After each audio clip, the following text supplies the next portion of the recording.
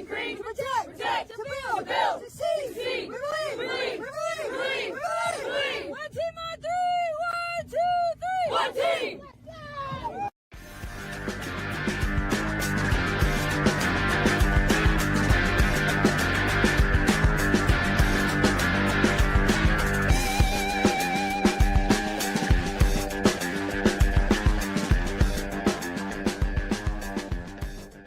I'm Mason, I'm number 8, I play QB, and this is my mic'd up. Tackle! Jesus! Oh, yeah! You guys have to freaking tackle!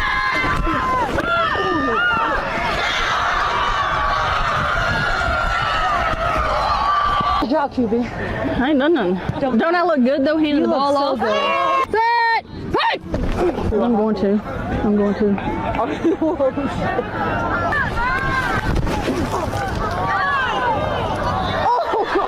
Church sucks, bro. She's the worst player we got. Oh. She's not being held, but she's mad at me. It makes me sad. Shut up.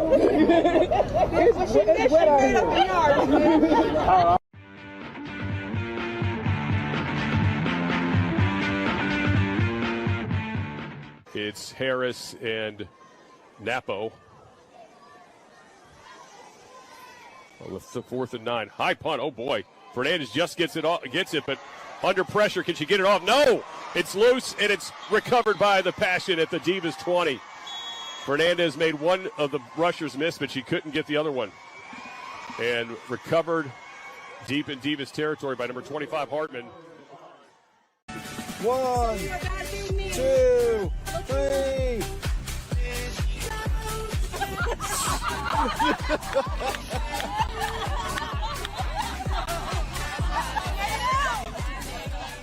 Women's football is game-changing. I've been playing since I was a little kid, and playing wide receiver has always been my favorite. I was the kid who was out diving everywhere, doing the most. It completely changed my life. I came from a situation that I was in that was not really good, and found football is giving me the ability to continue playing sports, the ability to be dominant. And when we were younger, we're kind of put in this box, and there's this expectation of like what women are supposed to be. It's special to get big name brands, especially like Wilson, to back us. It's like Wilson has been around. It is something when we were kids we were playing with Wilson balls. So to now have that company and that brand recognize like, hey, this is women's football. They're doing a great job. Like, we want to back them. We want to continue the growth. If you get to that position where the things that you've been doing have translated onto the field and people are seeing it and the rest of the league considers you one of them people, it means that you're doing the right thing. So there's always been women's athletes out there. They just haven't had the platform to do so. For me, it's always football, but at the end of the day, it's about like making a bigger impact on the people around you. What year were you born? 1997. Were you born? 2000. Cocomelon. Where were you born? 1998. Born? 2002. What year were you born? 1986. Where were you born? 2006. Where were you born? 1990. What year were you born in? 2000.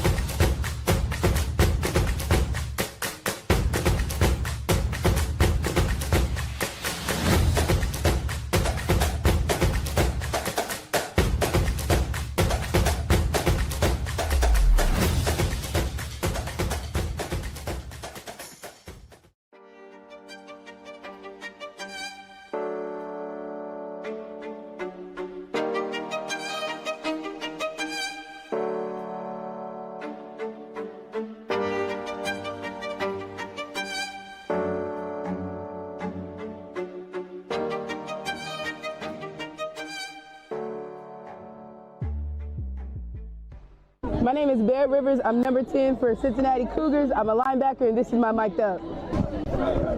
You gonna crush somebody today? Oh, absolutely. I thought you said I was the problem. You're talking. Kelsey said something smells there. It's not me. I was supposed to keep this a family show. No. Exactly. Look, you want to sniff my armpits? Let me smell your armpit. Do your job, kill. Say it with me. Kill. Kill. Kill. Kill. Kill. Kill. You have the ADHD? Undiagnosed. When they try to give me medicine, my parents said I just need a sport. So here's my sport.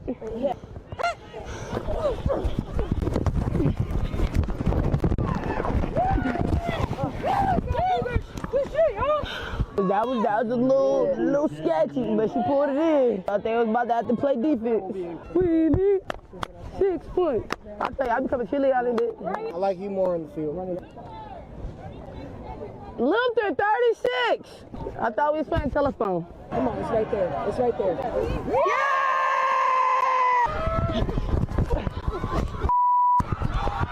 She juked the out of me. Oh! Cup it up! Yes!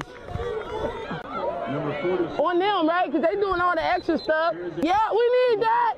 We need that. That was a flag.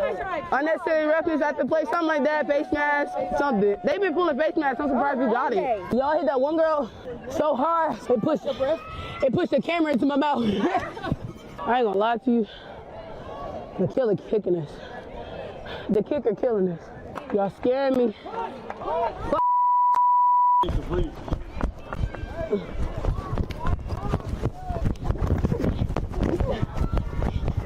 Yes! Nope, it was a shoulder. No, it wasn't. Yes, it was.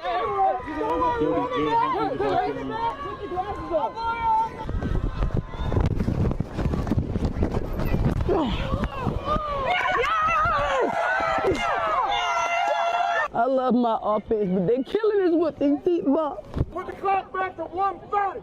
Come on, Luther. Who's Luther? Luther's the guy running the clocks. He be asleep. Oh. But they can't say they smashed us. I didn't hear that. Yeah. Well, not the end that we wanted, but they felt it. That's a wrap for this mic'd up. Belt. They felt it. Come on, I got a mouthpiece in. I tried. A new sponsor this year at David Hertzberg Steel Recycling. Every day is Earth Day.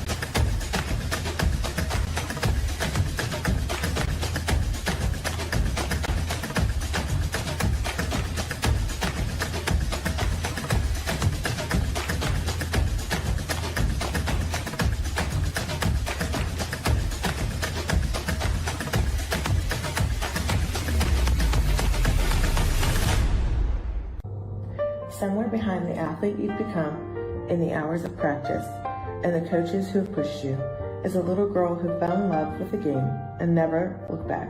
Play for her. Play for her. Play for her. Play for her. Play for her. Play for her. Play for her.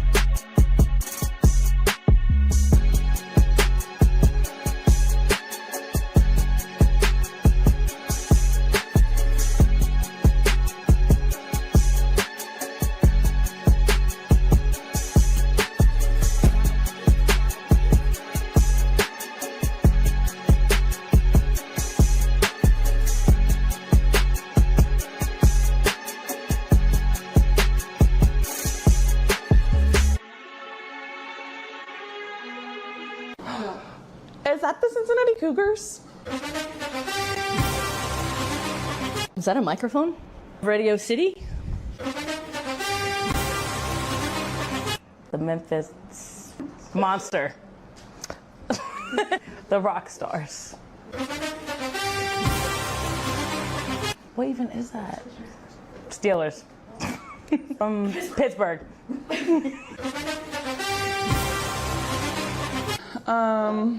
This is giving me nothing. It is a football. The Frankfurt footballs. Train San Francisco. Who's most likely to break a record? Definitely Marcelina Chavez. Who's most likely to goof off in the huddle? Bethany Myers.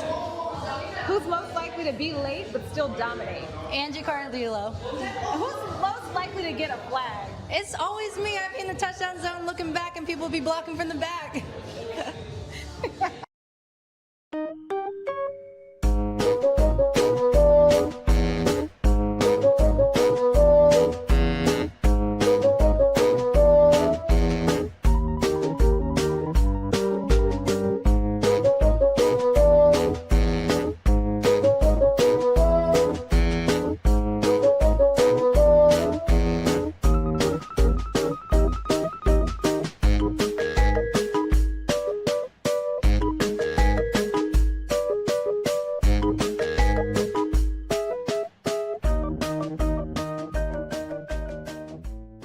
What's up, Western Pennsylvania? My name's Lisa Horton, co-head coach, offensive coordinator of the Pittsburgh Passion, and also newly appointed head flag football coach here at Slippery Rock University. With the popularity of flag football growing each year, we're offering our second annual flag football camp. This camp will be facilitated by members of the Pittsburgh Passion, also WFA flag football champions in 2025, and members of our coaching staff here at Slippery Rock. To register for our July 16th camp, you can sign up at this website below. Can't wait to see you there. Go Rock!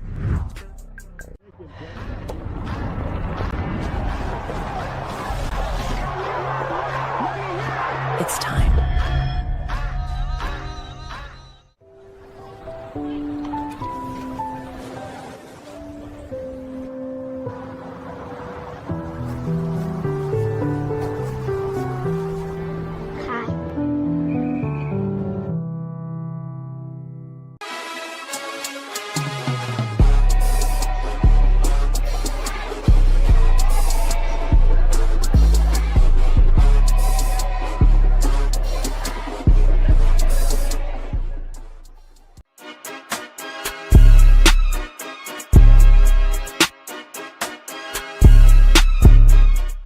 This group right here, all around, is football. We're all football players. Y'all are football players, okay? Down. Tatiana's going to go straight ahead. Receiver caught touchdown. They're back by him. What a catch. Houdiniac. Sideline. She breaks another tackle. They've got one for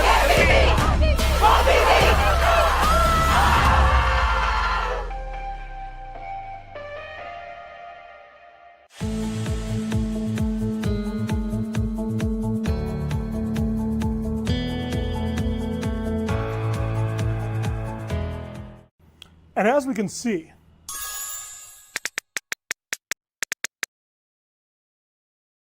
the future of technology is with us. You might be thinking, Doc, this is truly amazing. And we got. Hey, is the projector ready?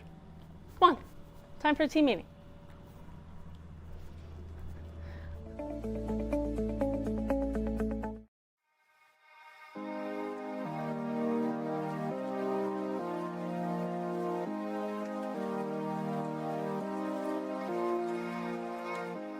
Supportive. Grateful. Inspiring. Connected. Integrated. Community. Communication. Great. Fun. Meaningful. Inclusive. Dedication. Professional. Care. Opportunities. Excellent. Passionate. Family. Family. Awesome.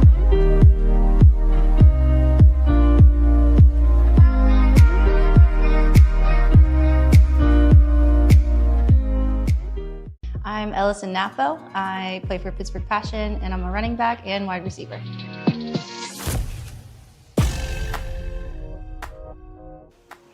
how did you get started with the passion? Growing up, I lived around Pittsburgh area, and something that I've always lived by is taking opportunities, and it was presented to me just by a friend when I was in college, which is crazy, about 8 years ago. And honestly, I just went out for tryouts, not really thinking much about it at the moment, and when I got a call back from our coach, said you made the team, I didn't know what to expect, and 8 years later, I'm here. Can you describe the bond of that team and what the passion is like, just being on that football team compared to any other group? Yeah, I've played a lot of sports growing up, between high school and college level. Passion and being part of a pro league too, it was something so new and so different, and it really was a family. It's my chosen family at this point, and we are truly sisters. We support each other not only on the field, but even off the field extremely, whether it's going to weddings, funerals, we laugh, we cry together, we support each other unconditionally, and it's a team that I'm very honored to play for.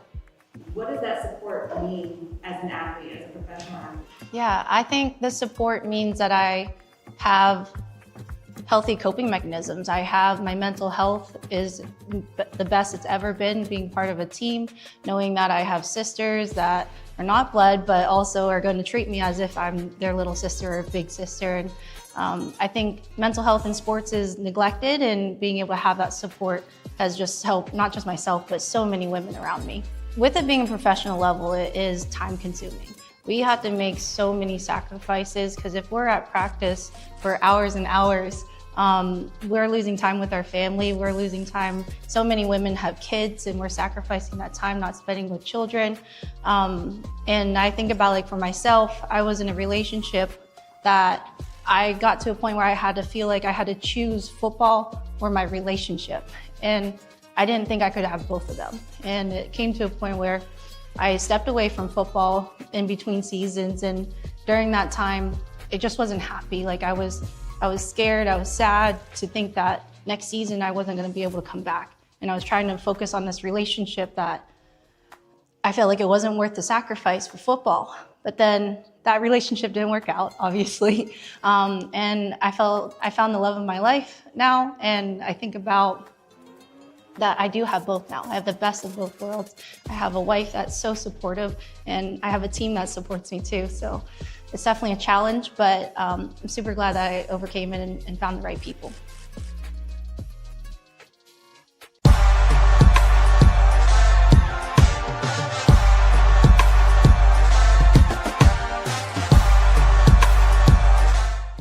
My name's Angela Mason. They just call me Mason. I play quarterback for the Cincinnati Cougars.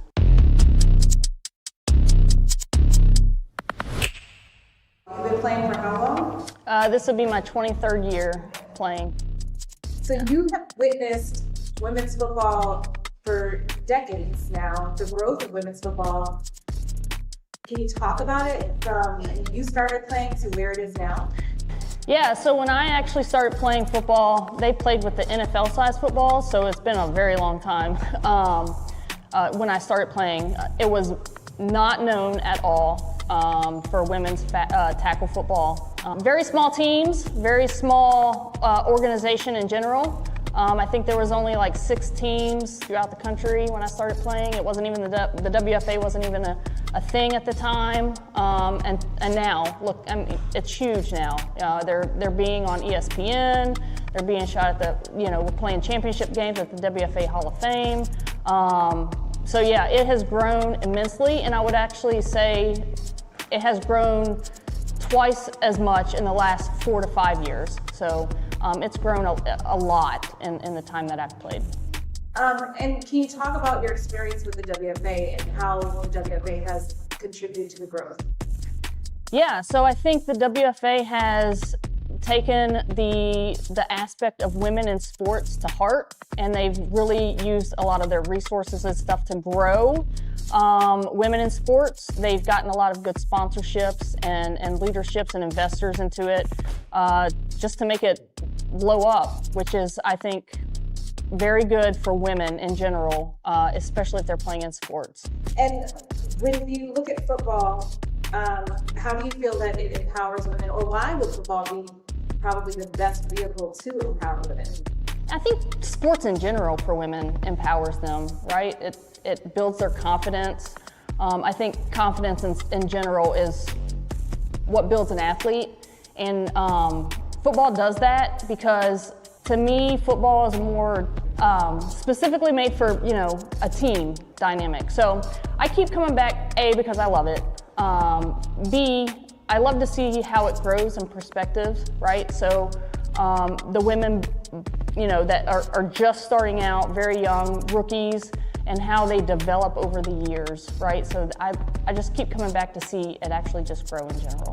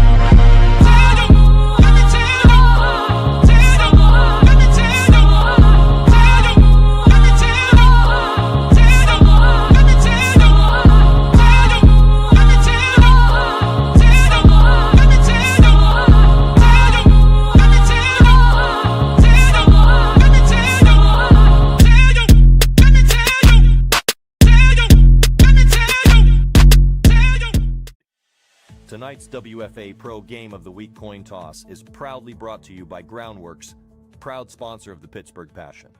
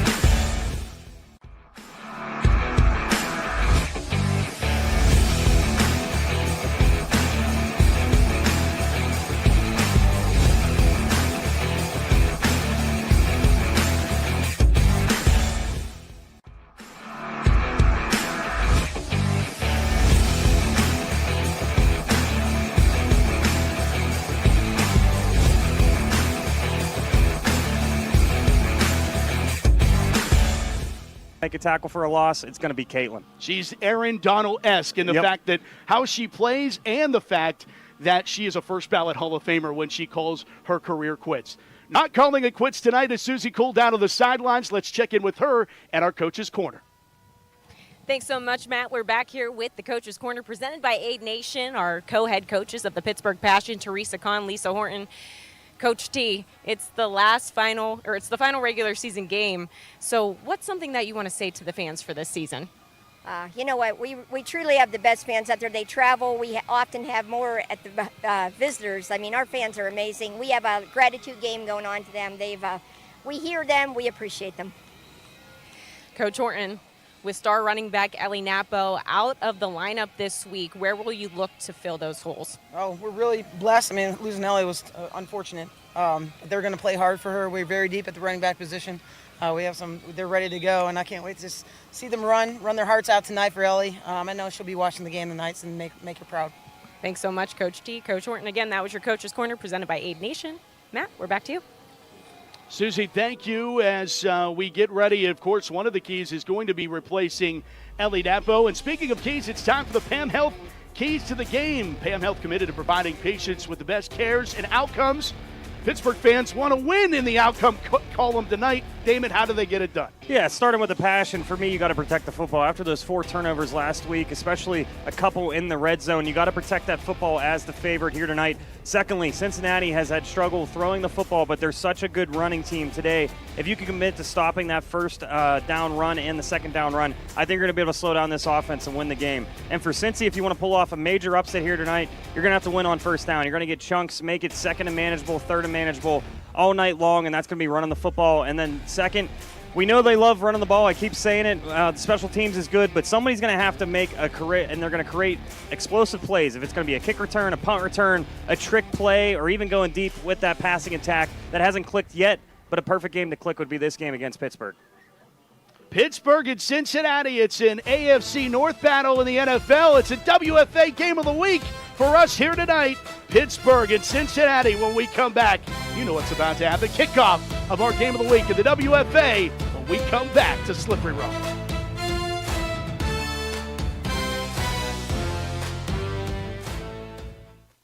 From heating and cooling to a large array of construction equipment, Herc Rentals has the gear you need to get the job done. Herc Rentals is already a staple in several communities across the United States and Canada, and have been serving our customers' needs since 1965.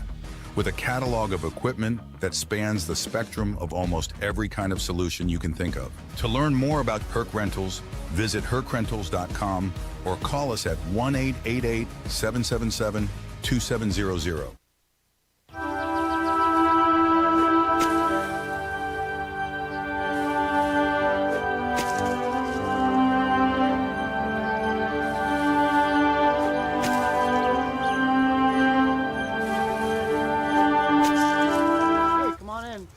Time for dinner.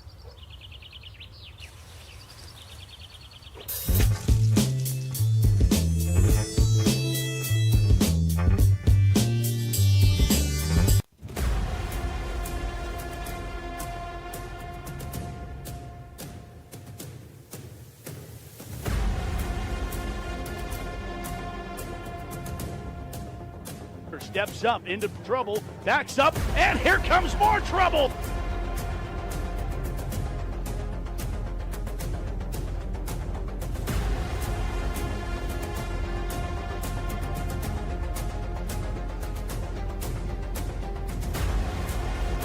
Chavez rolls to her left, has time, throws on the run to the end zone. It's caught for a touchdown, Pittsburgh.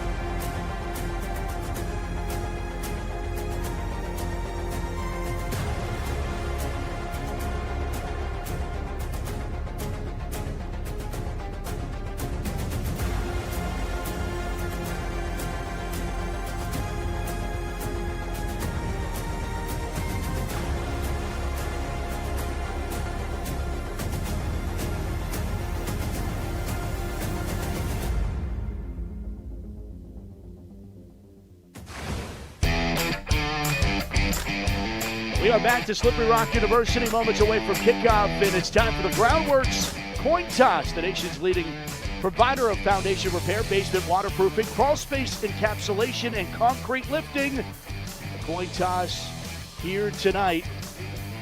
Pittsburgh winning the toss and electing to receive tonight's opening kickoff of this regular season finale between cross-state rivals Pittsburgh and Cincinnati. There you see Teresa Kahn gearing up as we gear up for the final one before the road to Canton becomes that much more real.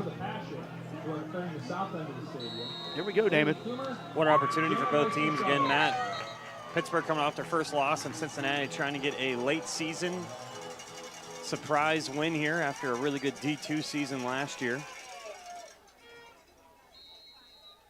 Lauren Carter has this one on a tee to send it the way of Pittsburgh. And caught by one of the upwomen at the 35-yard line. Tossed down, that's Cam Rufner on the return for Pittsburgh to the 36, where we'll see Marcelina Chavez in this Pittsburgh Passion offense take the field, and they'll take it without their star running back in Ellison Napo out for the season. And that's going to be a headline here, Damon, is how does Pittsburgh create wrinkles? And I think we might see it right off the get with Emma Gurley checking in a quarterback for this opening play, and Marcelina Chavez likely to line up as the slot. Yeah, and to be honest, this is a game they should win against Cincinnati, but they're going to be testing out a lot of different things on offense, which can cause some turnovers and some confusion, but you got to get this worked out before the playoffs. Chavez, top receiver on your screen. Under center is Gurley, and she'll flip it over to Chavez. Chavez will look downfield, eyeing up a receiver. It's tipped and nearly intercepted as it goes incomplete. Bethany Meyer, the intended receiver on that play. Caitlin Powell almost had a chance at the tip drill interception, so Pittsburgh goes to the bag of tricks right out of the gates here. Yeah, I said Cincinnati has to come out with some explosive trick plays, but Passion off the bat wanted to try a new play with Chavez lined up at wide receiver, taking off that handoff and still eligible to throw the football. They go to Sarah Paladin on second down, and Paladin gets 11, had her first touchdown of the season after singing our national anthem a week ago, and that was good enough to get Pittsburgh a fresh set of downs. And it isn't like Sarah hasn't been a great running back when she's back there averaging 6 yards a carry. They fake it to Paladin. Chavez keeps this time off the right side. First down and more for Pittsburgh as a cutback move at the 35 has Chavez into Cincinnati territory at the 34. Really nice block on the outside here from Paige Bragg as well, who leads the team in receptions, but showing that she can be a tight end, putting her hand in the dirt there also and getting a nice lead block for Marcelina Chavez. Put it at the 32, a gain of 21. First and 10 Pittsburgh. Carry off the left side for Paladin. Sarah looking for space and being shoved out of bounds. Cincinnati's Janine Church, linebacker, an All-American selection in Division II a season ago. And this defense has the top 1 and 2 tacklers in the whole entire league. They're 2 linebackers. Be a handoff to Ariel Smith, and Smith finds her way to the 22. And Ari Smith is a running back that Pittsburgh Passion fans have been familiar with. She was really dynamic 2 seasons ago and also got a handful of touchdowns last year. She'll be the decoy on this play to Chavez. Chavez around the end and shoved out of bounds one more time. Is second down coming up here for Pittsburgh. Carter does the escorting on Makai Chavez. It was almost a sorry for the late shove there. Chavez did not like it, but yeah, good job there for Chavez to get out. There's going to be a lot of read options now with Napo out of the lineup, but you brought up Ari Smith, who that was only her 3rd carry of the whole entire year. And I know Ari Smith's a very talented running back and definitely can help them now being that 2nd running back in the game. Play action to her is rolling out as Chavez. Stopping, popping, intercepted, thrown and picked off into traffic, and Cincinnati comes away with the turnover. It was what stopped many drives a week ago for Pittsburgh, and it stops this one as Cincinnati's Kylie Anthony gets in the way of that one for the INT. What a play, her first interception of the year, playing that linebacker role, but you expect maybe Pasha Rivers or Church to get an interception being more of those coverage linebackers, but what a play, almost one-handed there for Cincinnati, and that's one way to force a turnover if you want to have an upset in this game, if you can make the Passion struggle here in the red zone early on. Cincinnati, led by quarterback Angela Mason, Cincinnati product, goes to the shotgun with trips near side. Motion out of the slot is from Parks. Back to pass, looks that way, dumps it off to Parks, and Parks has a first down for an 11-yard pickup. Cincinnati knows they also have to improve this passing game, losing their last 2 games, the Divas and the Passion before. Angela Mason, the completion percentage isn't there this year, but 5 touchdowns, only 1 interception. They really like to use the passing game in the red zone, but I like how they start off this drive with a pass when the Passion definitely thought they were going to come out with the run game early on. And it's kind of like Tampa in the sense that Cincinnati relies on the ground game, but they can burn you with the pass if you don't respect it, as they will go to the ground. Janine Church gets the carry, and Church gets decked. Cash comes in for her first tackle of the evening. Rebecca Airgood was in the vicinity as well for Pittsburgh. Yeah, and this defensive line for the Passion the last couple of weeks have really become their most strong unit on defense with Tiana Cash, with Nita Meyer up front. You can't double them both. Somebody's going to make a play. Tiana Cash right there made a lot last week, already made one on the first drive against Cincinnati here. Keep an eye also on Nikki Hardeman. Hardeman is making that move to defensive end and had battled some injuries, but in full health.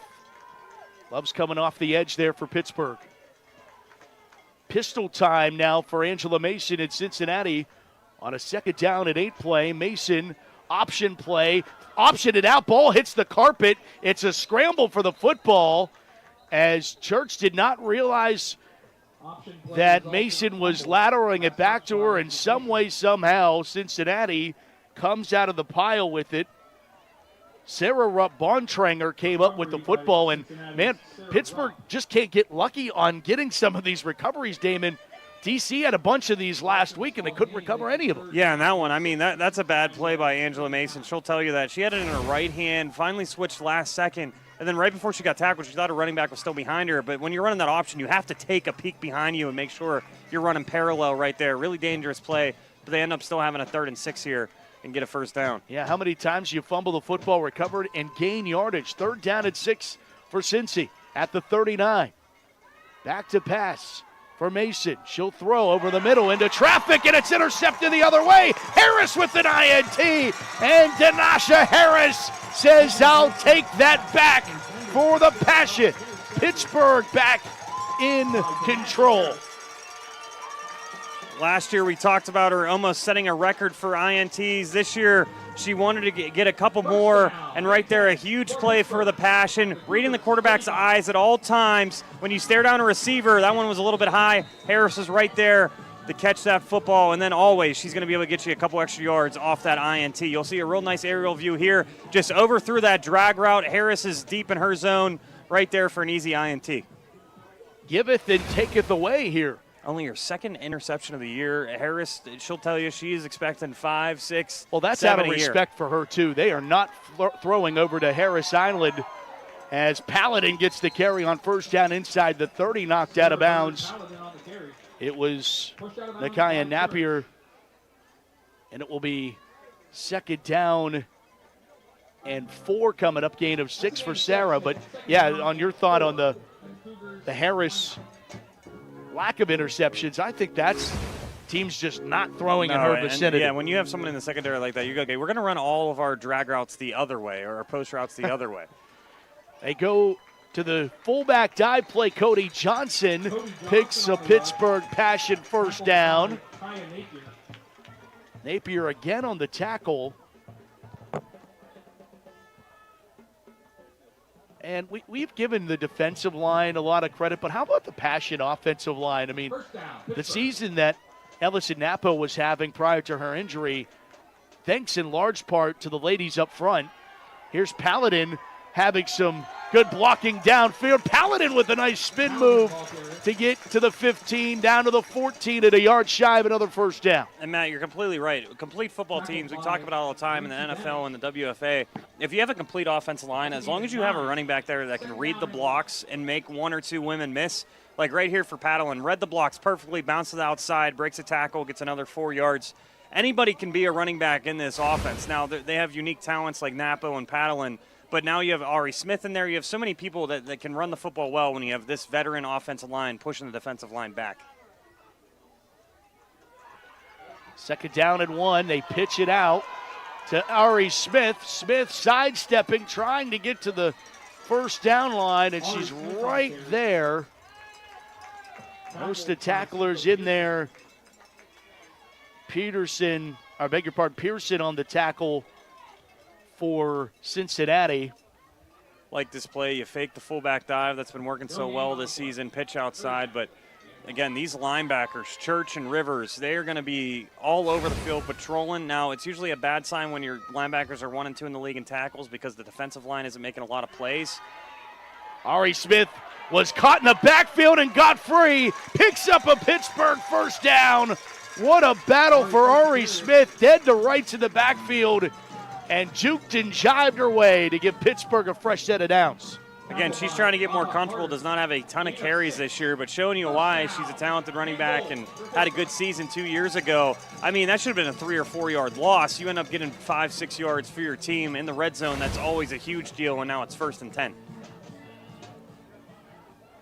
Shotgun for Chavez, 1st and goal from the 9. Fake to Ari, keep for Chavez. Mackay looking, angling, down to the 3. 2nd down and goal coming up. Knocked down by Pearson.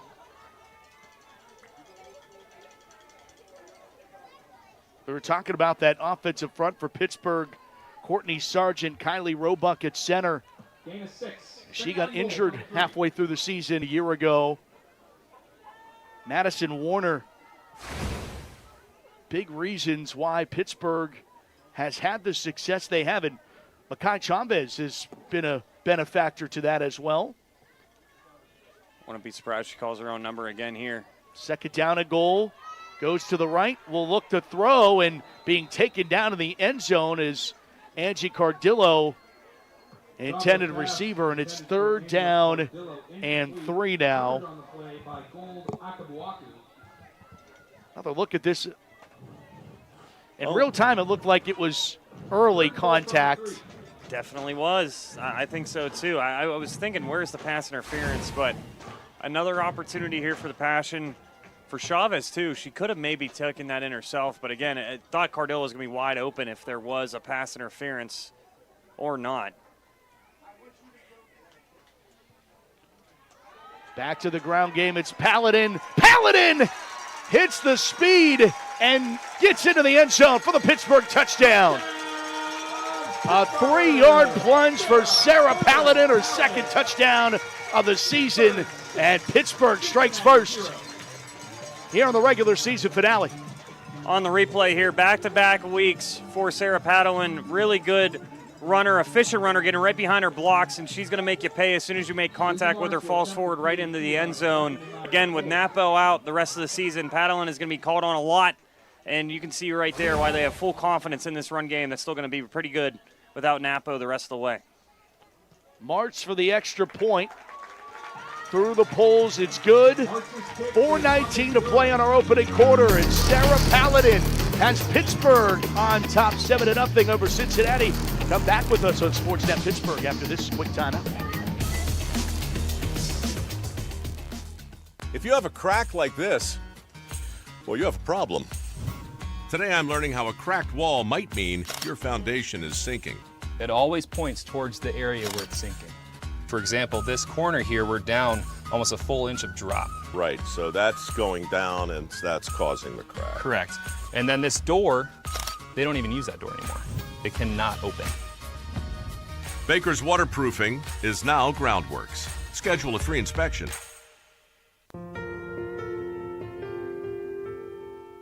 Most individuals, when they have an injury, they want to get back immediately, whether that is getting back to work or getting back to sport or getting to their next yoga workout.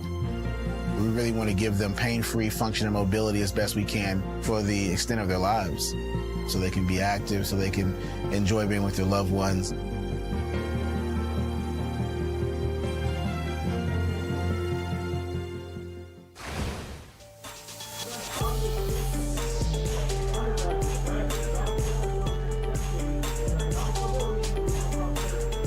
Pittsburgh converts on a turnover and turns the turnover into points. 7-0 over Cincinnati. Give Pittsburgh offense 34 yards before they get in. 4 plays, 34-yard drive there, and a little bit of communication there at the 21-yard line, and great special teams tackle for Pittsburgh. Rochelle Nessler on the tackle there of Lauren Carter. Whole it's a third team, of the game, man. It is, and the whole team's firing her up because that was a great open field tackle. Probably saved 10 to 15 yards as well. A lot of people talk about offense, defense, but special teams, they can get your whole team's momentum up, get everybody fired up, and right there, really nice tackle, and everybody giving her props on the sideline.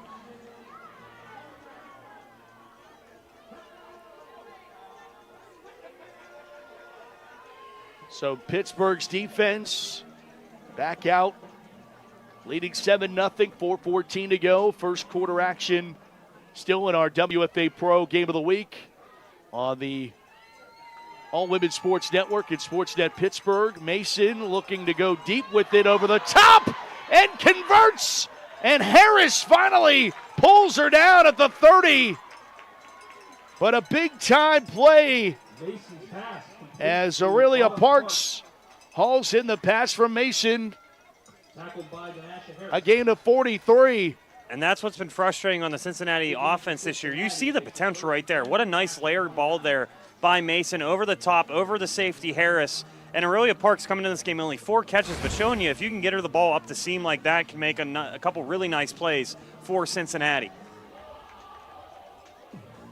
Passion fans look on and make sure that Cincinnati stays out of the end zone, but the Cougars use the pass, then they go back to the ground game, and Pittsburgh has great containment on the edge. Cameron Rufner and Lizzie Martz combine in for the stop. What great linebacker play we're going to have on both sides for Cincinnati and Pittsburgh right there. It's going to be hard for those stretch runs because both of these teams have athletic linebackers, great parallel quickness here, especially when your defensive line is eating up blocks like the Passion are so far in this game.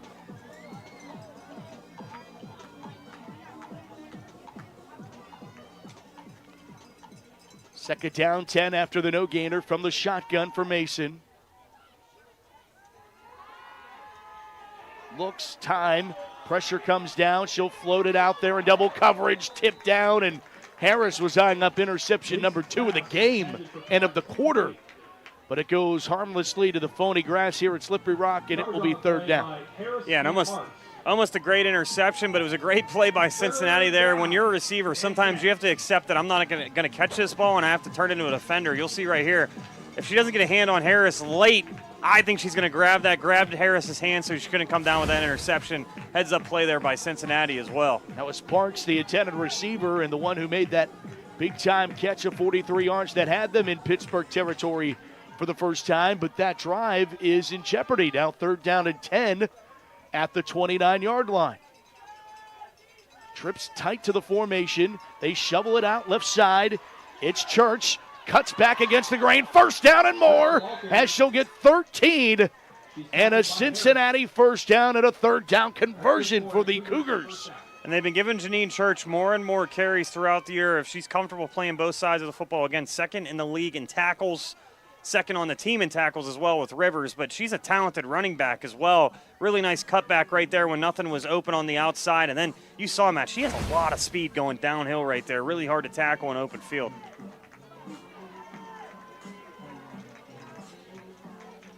Of course, Cincinnati without the services of Kiana Williams, who was dazzling in her. Oh, my goodness. I hope she's back in the league next year. She had to nurse the whole year off with injury last year, but unbelievable running back. Pressure comes, check down, tipped into the air and incomplete. Pittsburgh was all over that. And she's one of the reasons why they made it up now playing Division I. And again, they started off the year winning against Columbus, then losing to the St. Louis Slam, who's a pretty good team as well, beat the Music City Misfits. And then when you have the Passion twice and the Divas to end your regular season, it's always going to be a tough year. And that's the schedule Cincinnati has their first year up here in the big leagues in the WFA.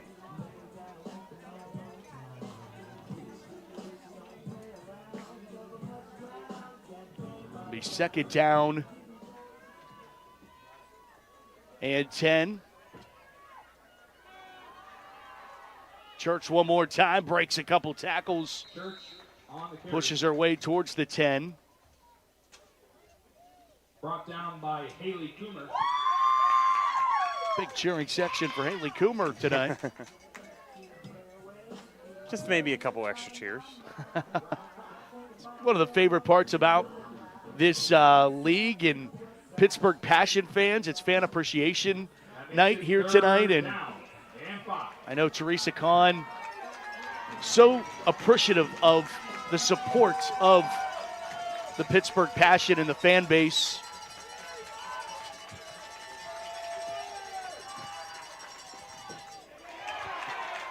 Pass goes incomplete.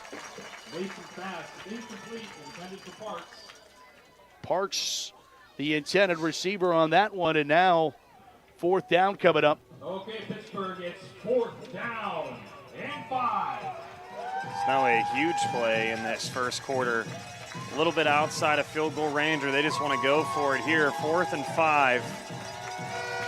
Cincinnati, not the best passing team this year, but in their red zone, that's when their passing ends up being a little bit better. Angela Mason again with 5 touchdowns on the year out of her 18 completed passes going into this season.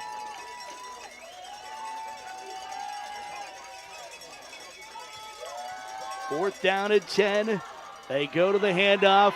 Church in trouble, trying to stretch it out. Pittsburgh stretches it to the corner, but Did Church able to get there? It's going to be very close, dependent upon the spot. Looks like the spot says short. Pittsburgh is going to get the turnover on downs. And a game of inches here. Rufner converges at Pittsburgh. Stops Cincinnati shy of the goal line. Church, again, dangerous in space, makes that play out of nothing. Looks like it was going to be a tackle for a loss, but great job by the Passion, especially Rufner, to just keep up with her and use that sideline as your friend. Don't let her outreach that arm. Huge stop on 4th down for the Passion.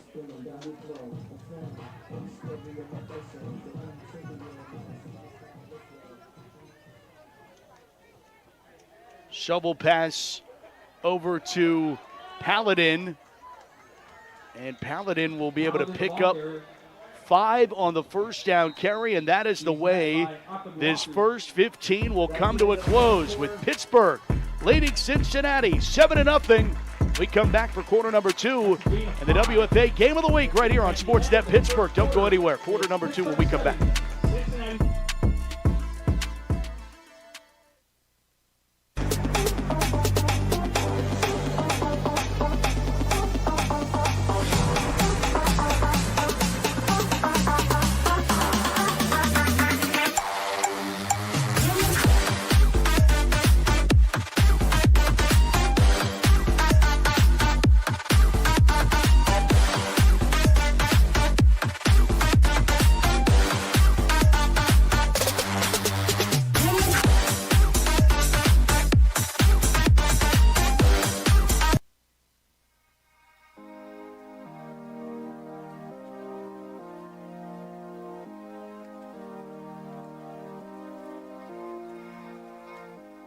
Supportive.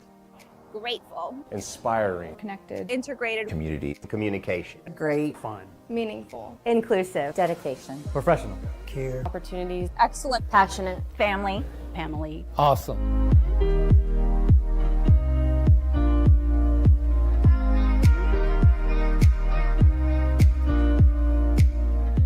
Miller's Mini Storage has the extra room you need. For more than 3 decades, our storage facility in Elizabeth, PA has offered secure, affordable, and accessible storage solutions. Miller's Mini Storage has you covered. Simply bring a lock and key and keep your items safe at our location. New insulated units are available with dawn to dusk access. Storing with us is easy and convenient. Visit millersministorage.com today and reserve your space. Miller's Mini Storage, your space, your way.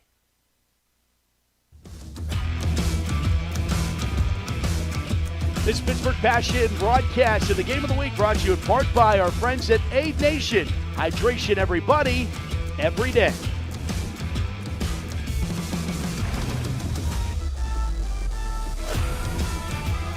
There is co-owner Dana Harris in attendance here tonight on the sideline, talking X's and O's. And if you have ever got a chance to sit down with Dana Harris, she is as entrenched and cares about every girl on this team. She cares about the winning. She cares about winning the most, I think. She really does. She gets so involved and really cares about where these Pittsburgh Passion women are doing on and off of the field as Paladin gets the carry, picks up the first down. But great to see that Dana Harris is with us here tonight. It just gives you a little bit of extra motivation. Like, hey, let's try to show off a little bit for the owner, and shows how much she cares about this team as well. And so far, after that first quarter, 38 yards for Paladin, and you pick up another 11 right there, having a really nice first half. Out's Chavez. Chavez cuts it back inside and picks up another 11 to the 35-yard line at a Pittsburgh Passion first down, back-to-back. Moving of the chains for Pittsburgh. And they're getting runs in chunks here, which is always what you like to see for the Passion. Remember, Napo averaged over 10 a carry this year. Chavez is having a great year on the ground as well, averaging 9.6 yards. It already has a 65-yard run. Here's a little pitch play to the right side off the pass. Yeah, they pitch it out, and not much available for Paige Bragg. Nice open field tackle there. And the first objective of this game, Matt, is obviously to win, but also it's going to be your only live action until that playoff game. So you got to try to get this passing game going just a little bit more. Again, now 5 turnovers in the last 2 games. But you'd love to have Chavez have a lot of confidence going into the playoffs. Back to the ground game, it's Ari Smith. And Smith trying to be patient there and then blocking pushes as Kylie Anthony comes back in to make the tackle.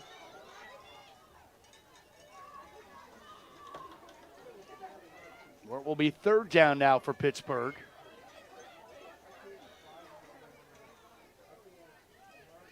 This is a Cincinnati defense too, Damon, that, going back to that DC game, they gave up 64 points. As Chavez now going to test it. Pittsburgh wants to add to their score, and they will. Bethany Meyer. A flag is down. Chavez to Meyer.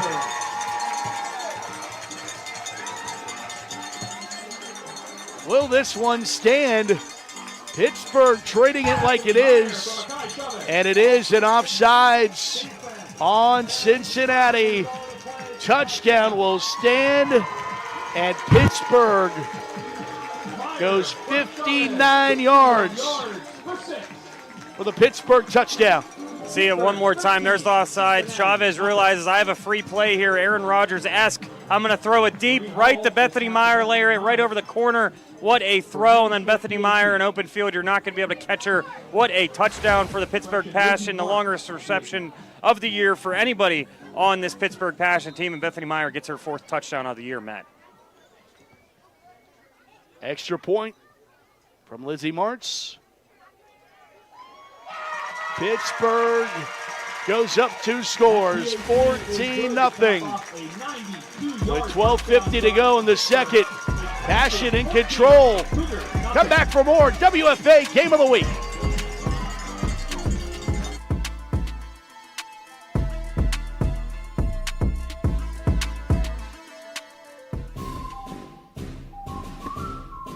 Hi, I'm F. Doc Harris, and I'm here to talk to you about women's professional football.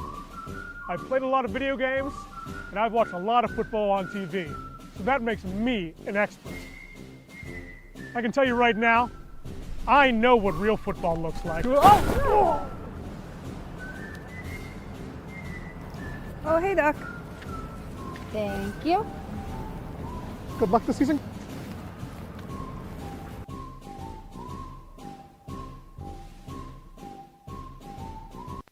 And as we can see,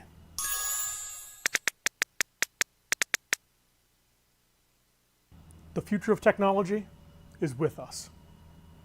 You might be thinking, Doc, this is truly amazing.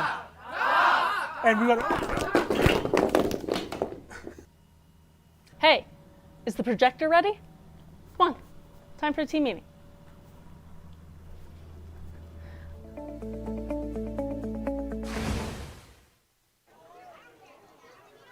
From Mahalik-Thompson Stadium at Slippery Rock University, 14-0 Pittsburgh over Cincinnati. It'll be Emily Smith to put it on a tee and send it back to Cincinnati. Well, that one took a weird bounce, but a perfect bounce for the awaiting Pasha Rivers. As Cincinnati will take over, and we will go downstairs and check in with Susie Cole. Suze? Thanks, Matt. Head coach Teresa Kahn confirmed that star running back Ellie Napo is officially out for the season after fracturing her clavicle last week against DC. Now, Coach Kahn called it a tremendous hit to the team. However, the mindset with the Passion is always all about grit and rallying together in her absence. And we've already seen that today with veterans Sarah Paladin and Ari Smith stepping up, and you can expect to see newcomer Ronnie Brown in the mix at some point today as well. Matt? Yeah, there's no doubt, Suze, that the loss of Ellison Napo will be felt for Pittsburgh, but, it is in a lot of ways that next woman up mentality in the WFA. So girls need to step in and fill the void. And to this point, Pittsburgh has done a nice job offensively as Church gets the call here, a host of tacklers in. But I also think, Damon, it puts a little bit more pressure on Makai Chavez to throw the rock a little bit more and be a little bit more 50-50. I think Pittsburgh was starting to get into that 60-40, even 70-30 run first type offense. And we know from just a few seasons ago that Mekhi Chavez is capable of being a offensive player of the year caliber player. Yeah, and I think just a couple unlucky throws last week, and then today on that first interception Cincinnati got, Chavez just needs to gain some confidence, and we saw that on that deep ball. That she's still there, that arm talent is still there, and then she's a dangerous runner always as well. Church falls forward. Air good, along with Anna Duffield. Brought down again by Duffy. And, Matt, one more ththing on that. I mean, it wasn't like Napa was just having a good year. She was having a remarkable year, a record-setting year, as we see every week with the rushing leaders, the passing leaders. She was leading the whole entire league in rushing for Division I, Division II, having a heck of a year. But you said Paladin's going to do a really good job. Some others, maybe even they take a play out of the Cincinnati playbook. And if you have somebody really talented on defense, like a Harris or anybody like that, could run the football as well. Any way you can make some splash plays now. It's not going to be one person that can replace Napo. It's going to be a lot of people replacing Napo. 3rd and 1. They go shotgun here, and they hand it off. Fullback dive play. And Duffield read the play beautifully, but I think they're going to get one. Almost tried to hold her up there so she couldn't use her momentum to fall forward for the first down by Duffield there, but it's still going to be a first down for Cincinnati. And yeah, that was Haley Tippett on the carry, her first carry of the night. That short yardage back has 1 touchdown, 30 carries for 103 yards, only 3.4 yards, but a lot of those she's getting are those fullback dives. Yeah, if you're getting those 3 yards is great. Absolutely. There's been many running backs in this town that have made a lot of money off of 3 yards in a cloud of dust. This is now 3 yards in a cloud of tire pellets. She'll get another carry. Triplett off the right side and picks her way for 2. Tackled by T. Cash. Tiana Cash on the tackle for Pittsburgh. Gain of 2 makes it 2nd down and 8. And the Massey ratings really control Pittsburgh's destiny. Obviously, they need to win, and they are still in the driver's seat. They're still in the number 1 spot in the National Conference coming into this week. And even with the loss to D.C., they have the advantage. So how they win is just as important as if they win. The only one that jumped Pittsburgh last week in that loss was Minnesota, who went up to that 2nd spot. Salt Lake still undefeated 5-0 in that number 1 spot. Salt Lake is fresh off of moving up. Yeah, how about that? Your first year up here and that passing attack, I've heard a lot about it. Excited to see potentially them and Cannon. Tackles to Coomer and Whitmer. Only 2 on that last carry. Coomer on the stop. Cincinnati shows you getting called up too and having a tough schedule. Still 2 wins in this ball game too. There's a lot of talent in Division II when they come up here, and sometimes you can be intimidated, but Salt Lake being 5-0 and blowing a lot of teams out, I mean, that is going to be a fun team to watch in the playoffs. They just looked like a team even last year in the Division II National Championship, just looked like a team that belonged in pro.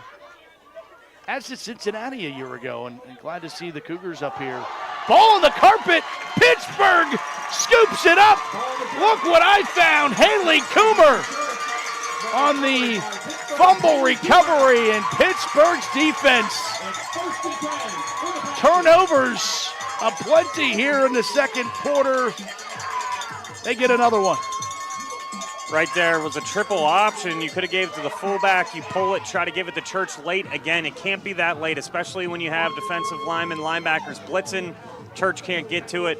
Heads up play to get on that football. Don't try to pick it up and get a couple extra yards. Just get on top of that for the Passion. And the defense coming up big so far in this game for the Passion. Matt, also looking at Division II next year, there's 3 undefeated teams that might get called up. Yes. As we still got a lot of business to take care of, but we always like looking what's going on in all the leagues. Paladin on that carry. Yeah, won't be on the call of the Division II championship game in Canton, Ohio. So, well, I mean, looking real forward quick, to that. not to get off track here because we got playoffs and everything else, but in Division II, Oklahoma City's 5-0. Tri-State's 5-0. They're giving up 1 point per game. So to think about what we might see in the talent in Division II and one of those teams coming up here next year. Chavez rolls out, eyes downfield, and trying to get Bethany Meyer on the near side, incomplete.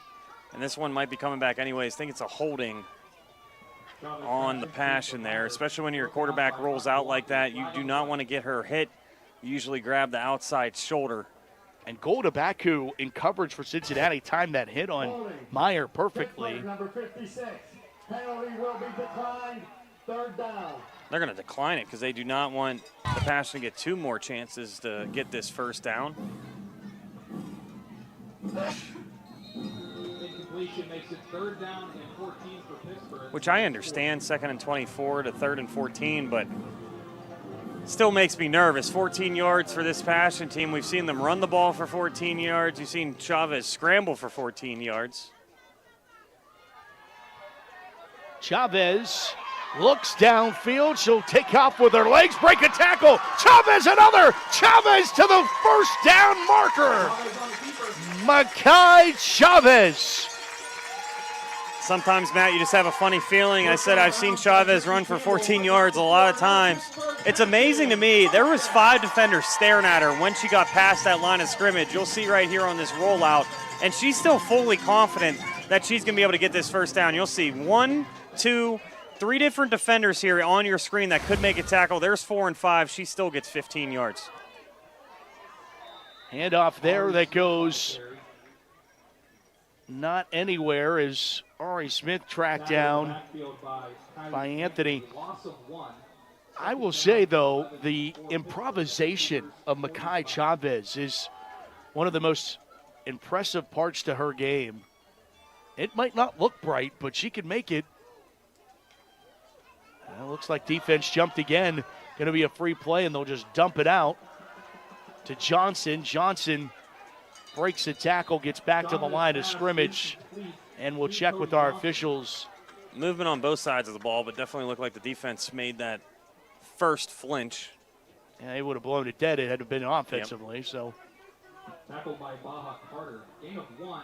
And we can't hear down the field, but maybe some different hard counts there by Chavez after seeing a lot of these blitzes. They picked it up. 3rd down. Play action one more time. Chavez rolls, dumps it out, and a great open field tackle. Church delivers a great tackle to Cody Johnson. And Cody Johnson's hard to take down one-on-one, and you saw her get up slow. So what a hit by Church. Again, playing running back for this team, leading the league or 2nd in the league in tackles, and she hits you like I was going to say a truck. Her name's Church, but a truck or whatever else you want to think of in the open field for Church and Rivers when they're playing linebacker. Again, leading the league in tackles.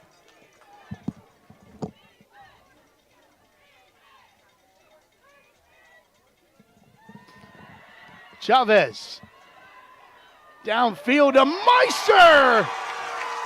Chavez Meister connection inside the 20-yard line. A Pittsburgh Passion 1st down.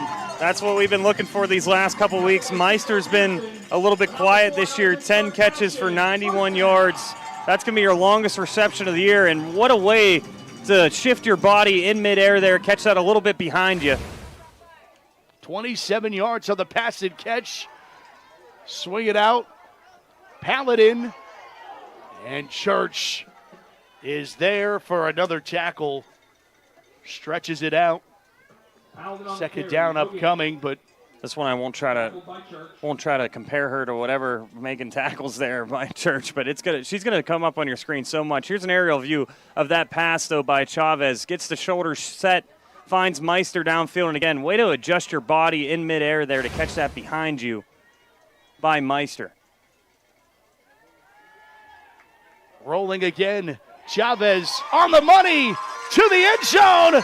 Touchdown Pittsburgh. Paige Bragg Something to brag about, a 3-touchdown lead for Pittsburgh.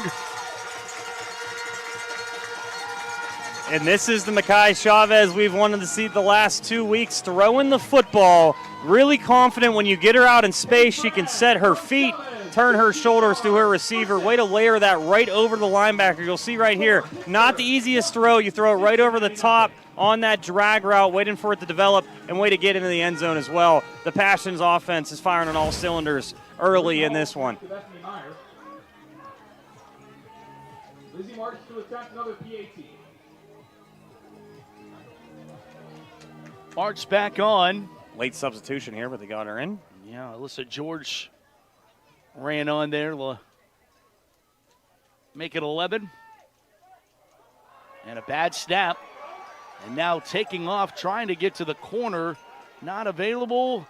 And they will be stopped short. Bethany Meyer, the holder, trying to make something happen there. And it will be 20-0.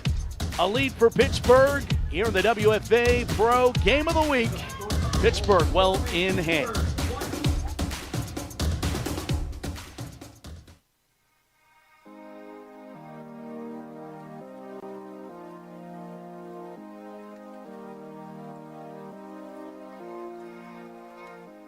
Supportive. Grateful. Inspiring. Connected. Integrated. Community. Communication. Great. Fun. Meaningful. Inclusive. Dedication. Professional. Care. Opportunities. Excellent. Passionate. Family. Family. Awesome.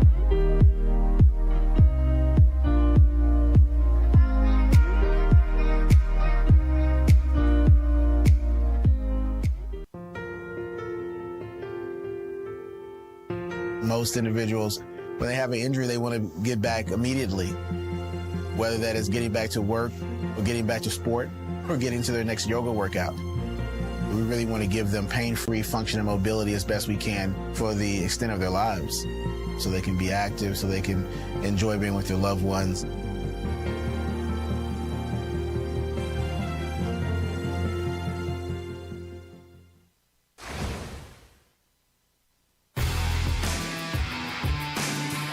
Welcome back to Slippery Rock. Pittsburgh leads it. We'll update it for you. 20-0 over Cincinnati. Here, 7:41 to go in the second quarter.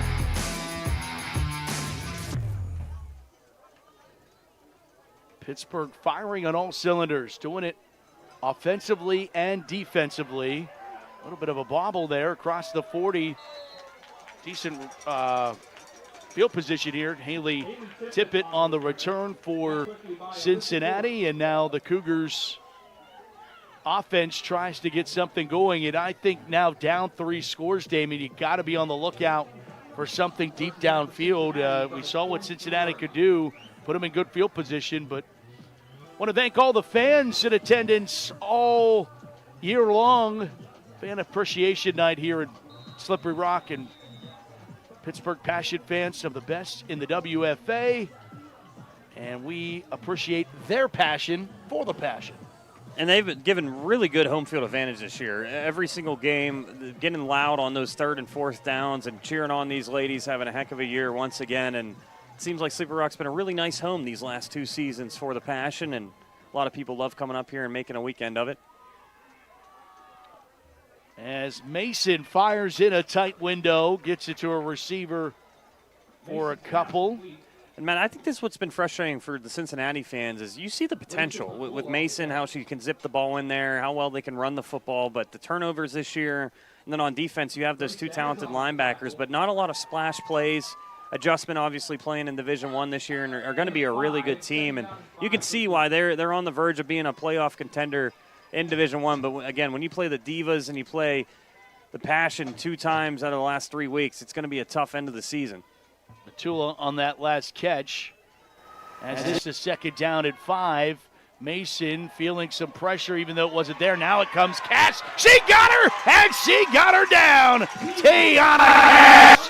Cash is in one more time.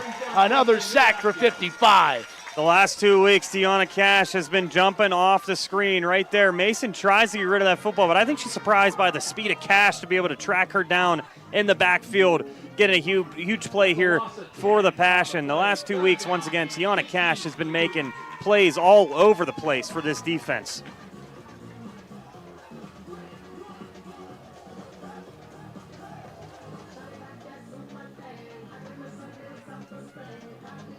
That gives Tiana Cash 2.5 sacks on the year. Duffield still is now tied for the lead with Cash with 2.5. George with 2, and Niedermeyer also has 2 on the year as well.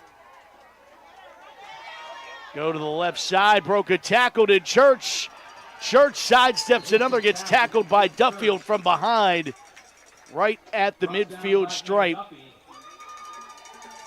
3 yards shy of a first down for Cincinnati. Again, Church is doing everything she can for this team, playing both sides of the ball. Every time she touches the ball, it seems like she's breaking 1 or 2 tackles on the run or a reception right there out of the backfield. It looks they're going to call a timeout for Cincinnati, give Church a breather and this offense, because this is a huge 4th down right at the 50-yard line. Would love to come away with points on this drive, at least going to half, maybe down only 2 possessions here. It's actually the... All right, we'll step aside and we'll come back with more of the game of the week.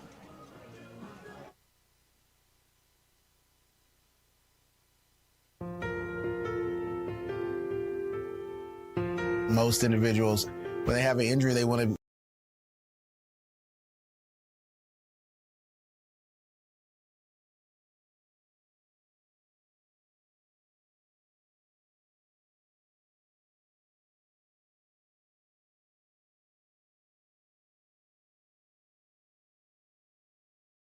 when they have an injury, they want to get back immediately, whether that is getting back to work or getting back to sport or getting to their next yoga workout. We really want to give them patience at the end of their lives so they can be active, so they can enjoy being with their loved ones.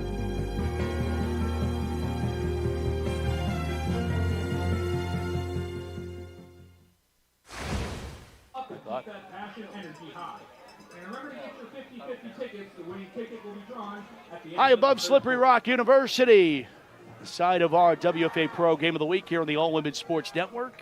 And, of course, Sportsnet Pittsburgh. Alongside Damon McDermott, I'm Matt Fargus. Susie cools down on the sidelines. Our presentation of Pittsburgh Passion football here tonight.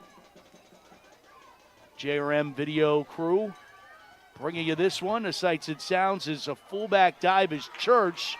And Pittsburgh has it sniffed out, but it's going to be enough for a first down. On 4th down, they go dive play and give it to their bread and butter back. And Church has been getting a steady dose, man. Talk about a workhorse, doing it on both sides of the football. Yeah, she's carried the football a ton, and then she's going to lead the team in tackles almost every single week as well. But a huge first down for Cincinnati. They would love, again, they could score with about 20 or 10 seconds left on the clock, only go down by 2 possessions going into the halftime. You feel a little bit better here if you can put together a drive.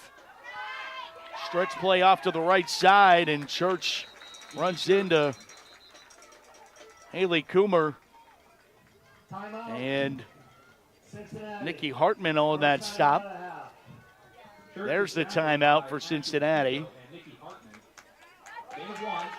Look at Ari Smith coming out there getting in the water for the girls. Who said you're not going to be locked in if you're not out on the field right now? And a good timeout, because I think those first 2 plays, you're hoping you kind of break a run there and you're almost in the red zone with 1:20 to go. But now you got to use a timeout. Still have 2 left, but makes this drive a little bit more uncomfortable because now you got to start hurrying up a little bit. You might be calling 2 or 3 plays in the huddle every single time now if you're Angela Mason. But, Matt, in these last couple weeks, we've seen the hurry-up offense work for both teams, so you never know. Let's check back downstairs with Susie Cole. Matt, you guys keep talking about the fans up there, and with it being the last regular season game for your Pittsburgh Passion, the team is calling today's finale the gratitude game for their fans. Head coach Teresa Kahn saying she can't thank the fans enough for the support they show the women on this team every single season, even saying they consistently show out. even on the road. Passion fans out-travel every team in the country. So today is all about saying thank you to those fans who keep on showing up. Matt? Yeah, it's what it's all about. No question, Passion would not be around if it's not for the fan base, and not only the friends and family that show up and show out every Saturday, but also the OGs, the ones that have been around. Watch this team win national championships in Pittsburgh's quest for the Franco Harris National Championship trophy. Of course, the late, great co-owner of this Pittsburgh Passion franchise. Another pass and catch. Mason gets that over to Cougars. Nice slant pitch and catch right there. Pretty much just calling no huddle, and you're telling your wide receiver probably have a couple hand checks at the line of scrimmage as Mason was demanding that football, clapping over and over again. We got to hurry up. Now they got to use that second timeout. If I'm them outside of this timeout now, I think you're calling again 2 or 3 plays in the huddle, not using that timeout until maybe you have a pass that goes to the middle of the field or you can't get out of bounds on something to that outside boundary.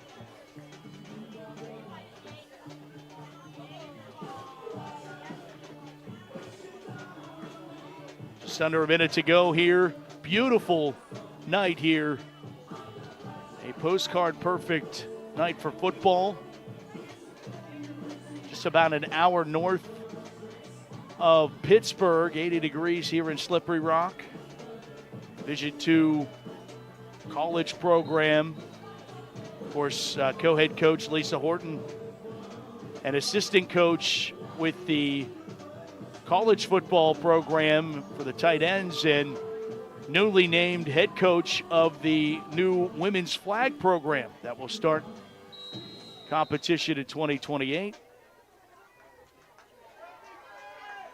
Got a clinic coming up featuring some of these Pittsburgh Passion players that won the WFA Flag National Championship last summer in Canton.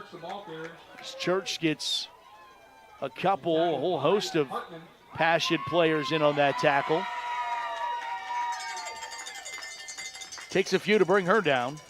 Absolutely, and here's Cincinnati trying to get on the ball quickly, but here's a late substitution for an injured lineman, so that's going to cost you about 10 seconds as well. Now down to 30 seconds in this half. Mason surveys, pressured, throws, overcooked. And it could be thanks in part to the pressure provided by Tiana Cash. She was in the grill of Angela Mason when she attempted that throw. Yeah, you noticed exactly what I noticed right there, Matt. Tiana Cash, it looked like they almost tried to double or split it right away. I mean, uses pad level exceptionally well right there in a rip move, and right away Angela Mason's like, I do not want to get brought down by her again. I am going to get this ball off as quick as possible. And again, I keep talking about it, but you can only double one of them, so then Niedermeyer's going to get free, or one of the DNs are going to get free. It's just, this defensive line is just causing some major havoc these last couple weeks, which is great to see heading into the playoffs. Down to 18 seconds now. 3rd down and 7. All at the 27. Mason steps up, lets it throw, and Harris almost got another one. She had her paws on it, but it goes incomplete, and it will be 4th down with 10 ticks to talk. And right there, what a play by Harris. Again, when you're playing deep safety by yourself, cover 3 look or a man look right there, you're just reading the post and almost comes over and snatches that one out of the air. She could have 3 in this first half, but she's doing a really good job playing center field back there for this defense.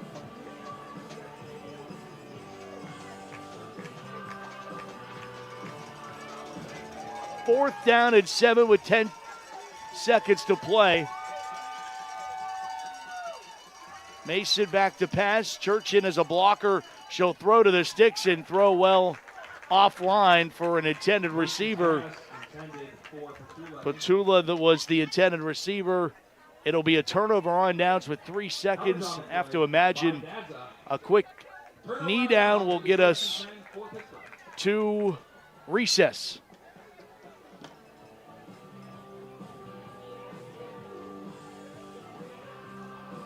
You would think, Matt. You never know, though. You don't. One more last Hail Mary. we've seen crazier things, but up by 20, no, don't want any injuries as well. I would expect maybe just a run up the middle or a knee, like you said, but we've seen the Passion pull out trick plays when we haven't. They love them. That was always a Lisa Horton. The first play of every game would be a trick play, and no one caught on to that fact. It's pretty wild. There it is.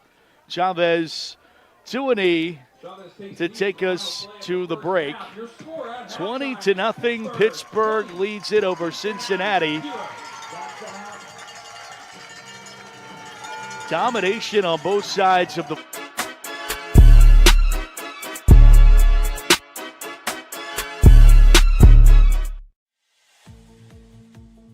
A special thank you to Gozo Travel for supporting Pittsburgh Passion Football. This group right here, all around, is football. We're all football players. Y'all are football players, okay? Down. Tachiela's going to go straight ahead. Got a receiver caught touchdown. They're back by him. What a catch. Houdini acts. Sideline. She works another tackle. Ben's got one for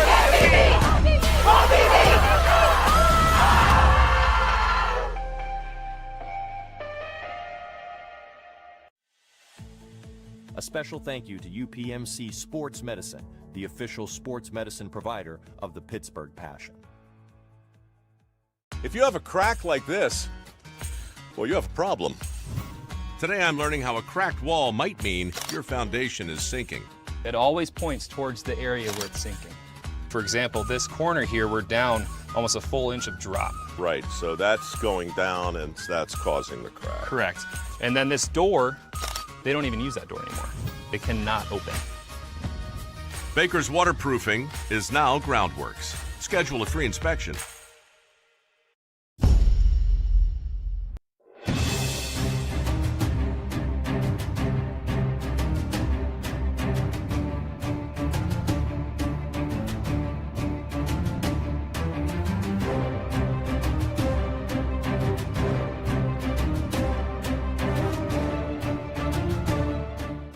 Welcome to the Road to Canton Halftime Show. I'm Brian Sweeney, the voice of the Women's Football Alliance Pro Division National Championship game. We've reached the final week of the regular season, and we will check in with Alex Westhead throughout tonight's program. In the first of 3 Division II versus Pro Division games last weekend, the Rocky Mountain Thundercats welcomed the Mile High Blaze. In the end, the Blaze moved to 2-3 with a 13-12 victory. The Blaze need a win today and some help from Tampa and Cincinnati if they want to make the postseason, as they currently sit in the 9th spot, just behind the Storm and ahead of the Cougars. Since winning the Division II National Championship in 2022, the Blaze sit at just 500 and are at risk of missing the playoffs for the first time since 2023. And to be fair, they probably should. I think that when you look at what the Mile High Blaze have done this year, they just haven't been good enough to be irrelevant in that postseason picture discussion. They need help on defense. They need help on offense. And right now, the Mile High Blaze are just not a team that you can look at and say, well, there's a championship contender. They just need more help.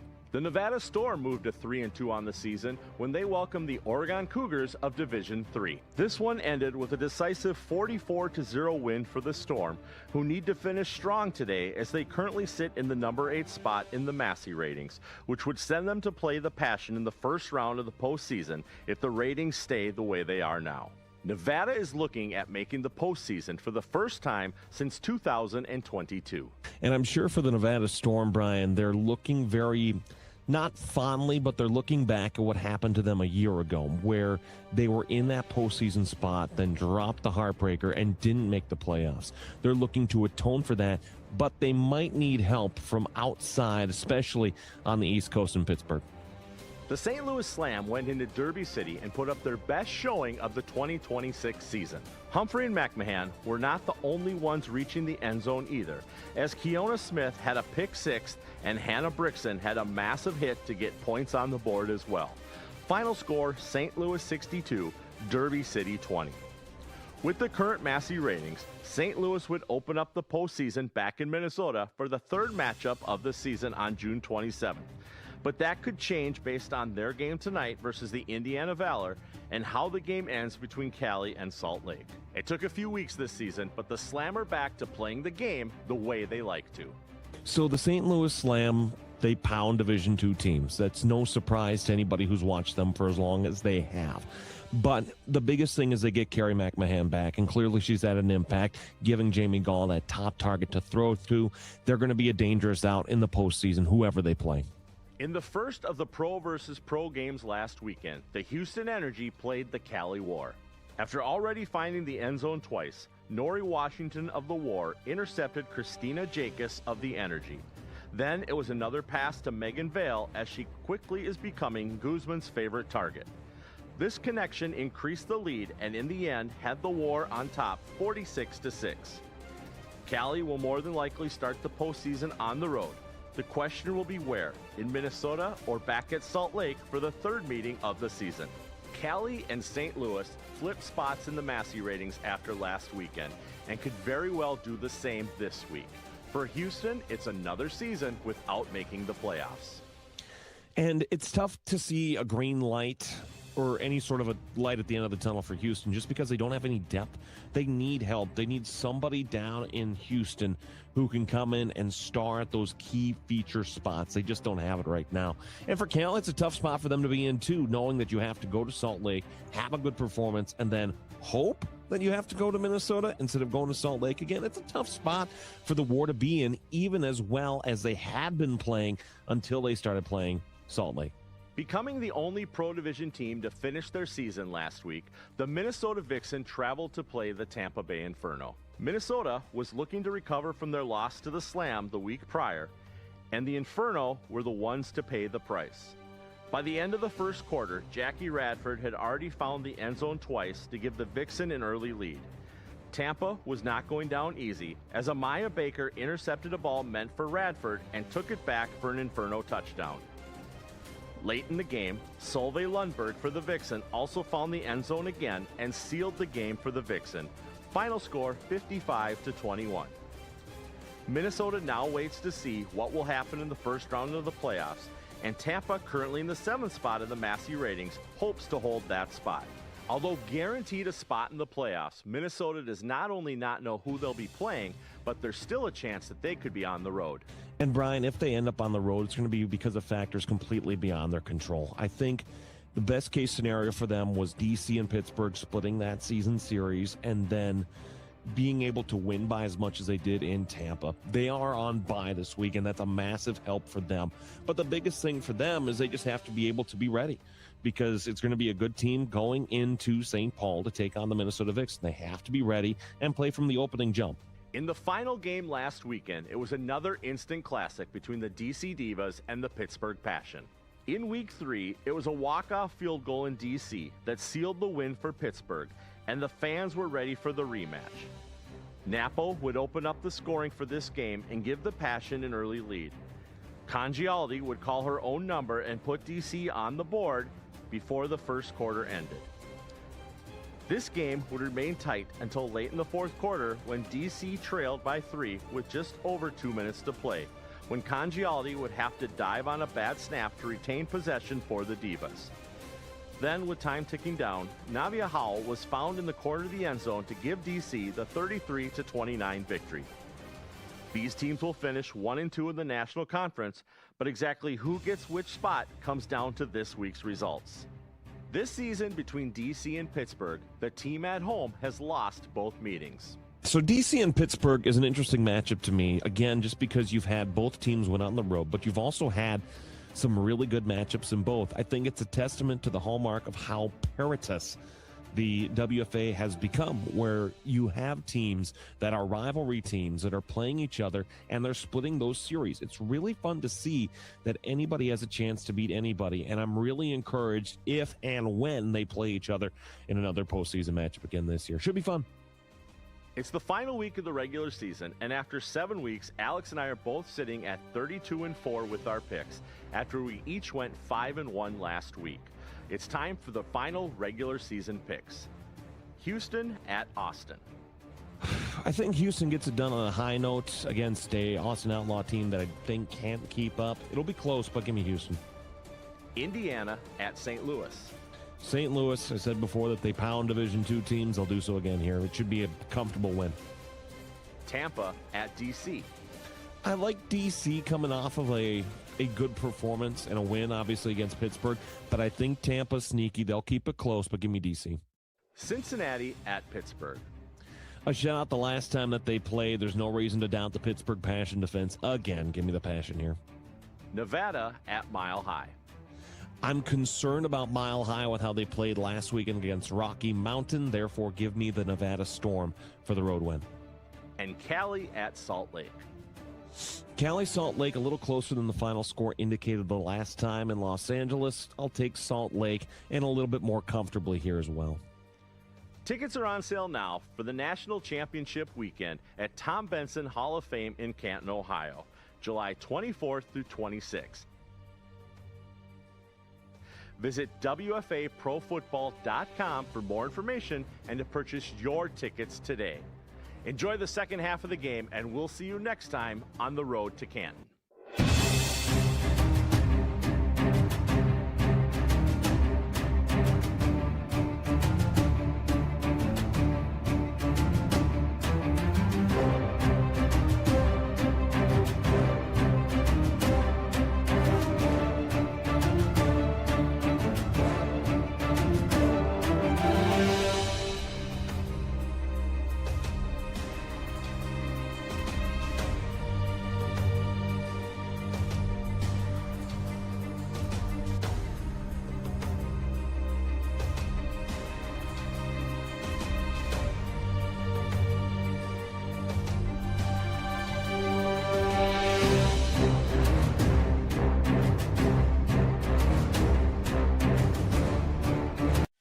Your football journey starts here, calling all girls entering grades 8 through 12. Join us July 16th for the girls flag football under the lights camp at Slippery Rock University. Learn, compete, and showcase your skills with guidance from college coaches and championship athletes. Register today. And as we can see,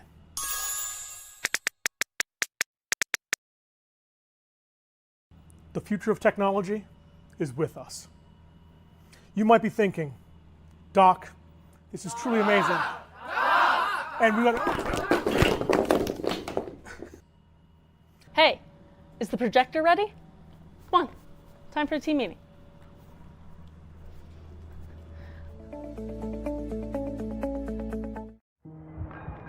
Here you go. Good work. Look at this progress. You're doing great. You'll be back to yourself in no time.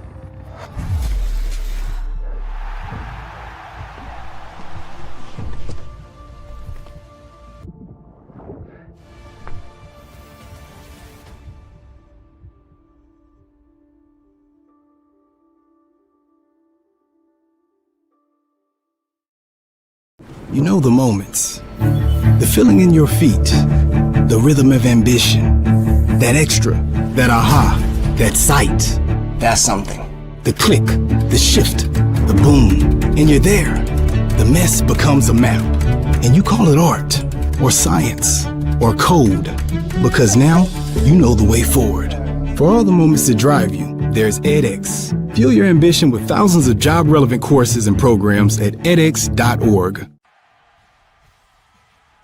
The Pittsburgh Passion proudly thanks Children's Aid Hospice, putting children first for over 20 years and changing lives every day.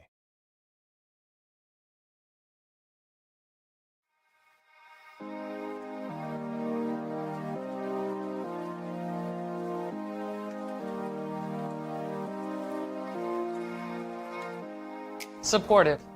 Grateful. Inspiring. Connected. Integrated. Community. Communication. Great. Fun. Meaningful. Inclusive. Dedication. Professional. Care. Opportunities. Excellent. Passionate. Family. Family. Awesome.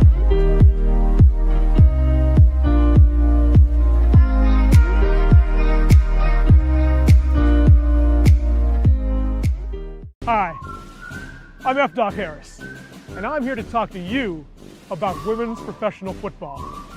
I've played a lot of video games, and I've watched a lot of football on TV. I can tell you right now, I know what real football looks like. Oh,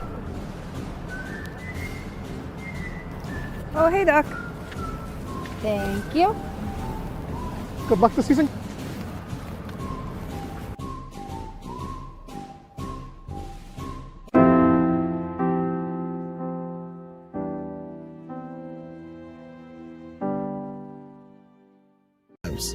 So they can be active, so they can enjoy being with their loved ones.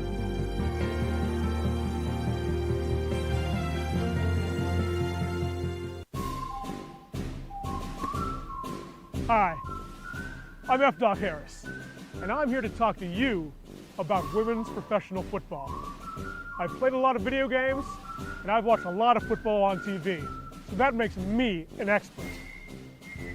I can tell you right now, I know what real football looks like. Oh, hey, Doc. Thank you. Good luck this season.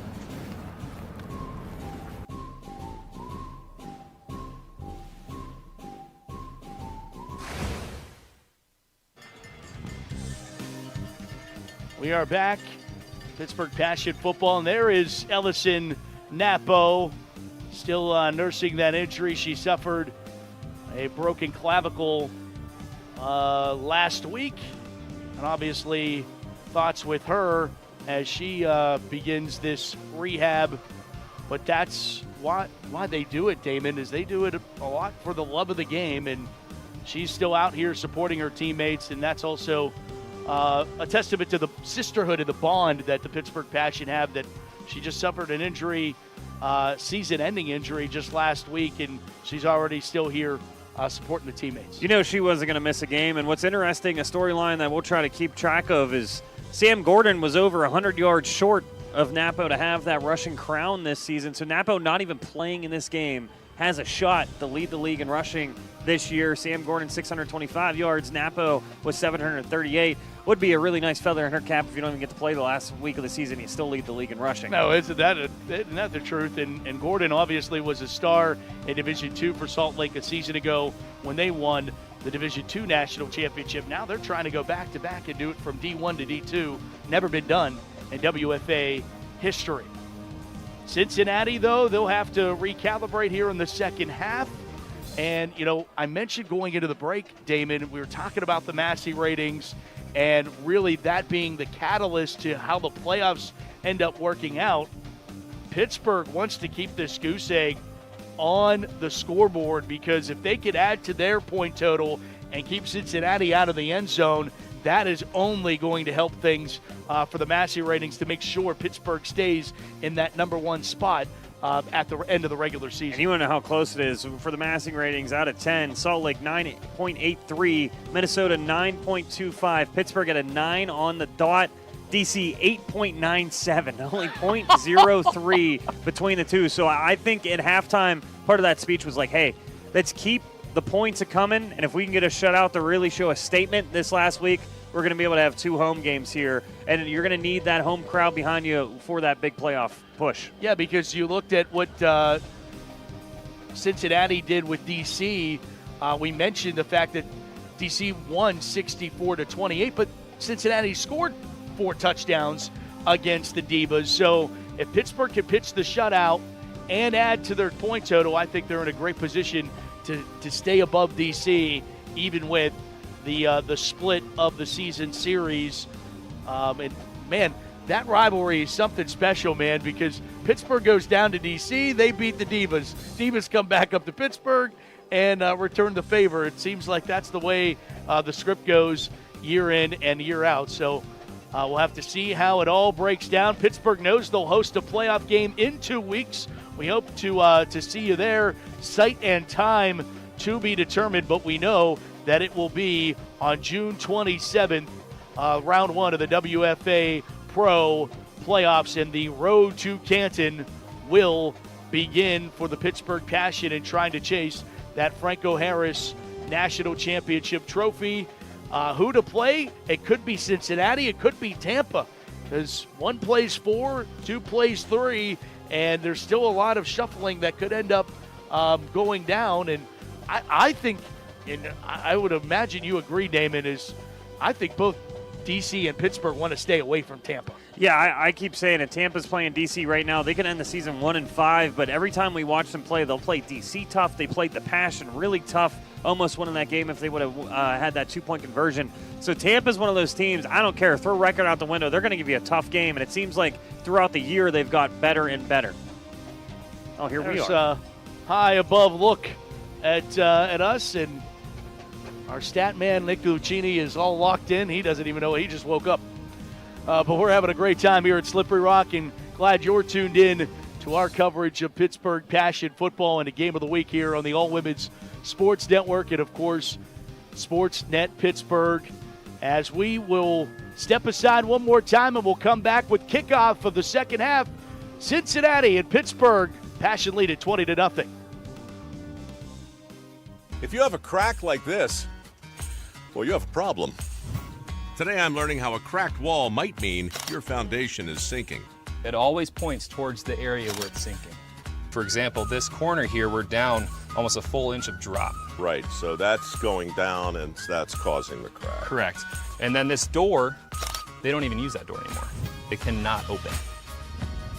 Baker's Waterproofing is now Groundworks. Schedule a free inspection. Stay connected with all the action. Follow JRM Sports on X, Instagram, and YouTube. Get the latest highlights, exclusive content, and behind-the-scenes moments from your favorite sports. Don't miss a second. Follow us today.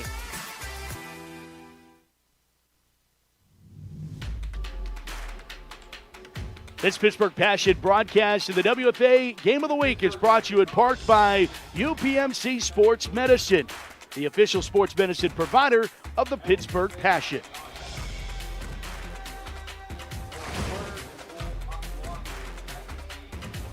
Pittsburgh to give the ball to Cincinnati to get us going here in quarter number 3.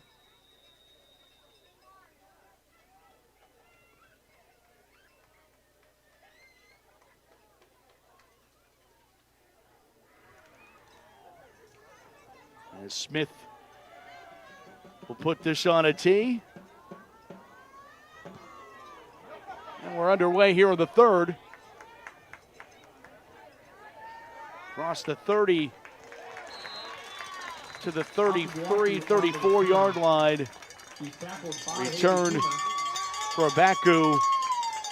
And we'll see what Cincinnati made adjustment-wise in the locker room.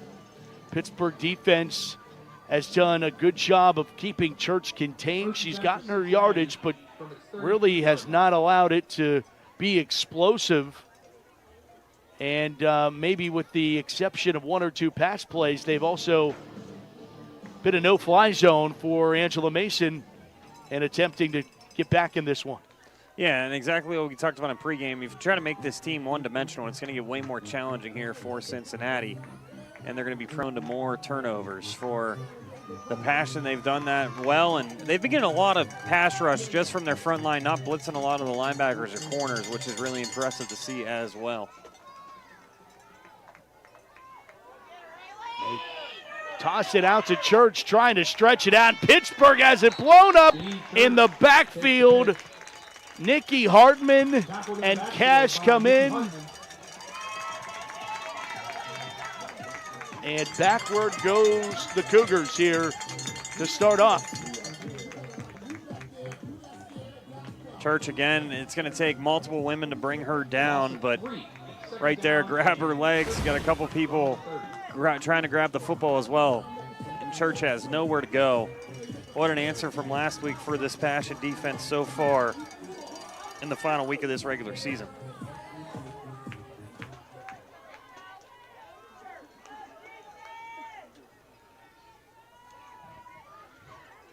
Shotgun formation for Mason. Back to Pest. Pressure off the edge. Throws, was able to get it away, and will pick up 3 yards on the check down throw to Rupp Bontrager. Way to just get this pass off. Watch the blitz on the edge coming. Mason has no idea, just gets the ball off and takes a huge shot, but still ends up being positive yards here for Cincinnati.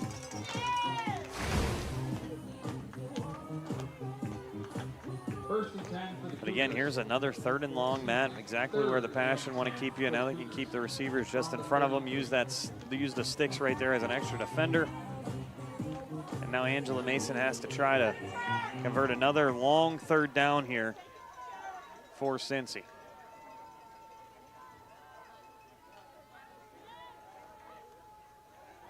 Back to passes, Mason steps up and lets it one rip, and she overshoots everybody, incomplete. And 4th down will come up. Punt team's going to have to come out here after not getting a 1st down on that drive. And again, Passion come right back out of this halftime, firing on all cylinders on defense. You saw the pass rush. You see Harris back there helping out. Really good coverage also on the back end for the Passion from number 89. That's Grace Stadza, who has 2 picks on the year as well. You don't want to throw her way either.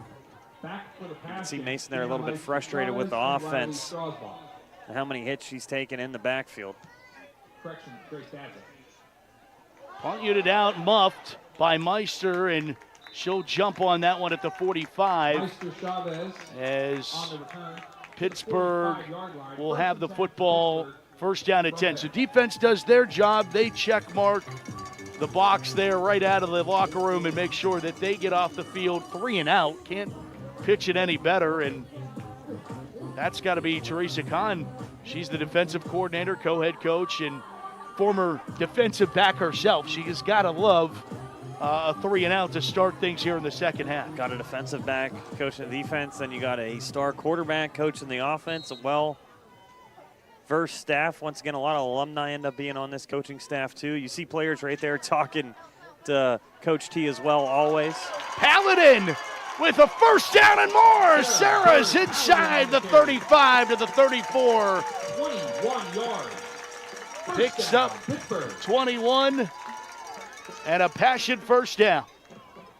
Right here, just an outside zone run with a fullback, Cody Johnson, getting a nice block. And then when Padelin gets that 2nd level, she's going to keep her feet turning and gain another extra 5 yards. With this 3-woman defensive front for Cincinnati, they're inviting you to run the football. Now Marcelina Chavez is going to take it herself as well. Yeah, she'll get the corner, have the 1st down, then goes back inside.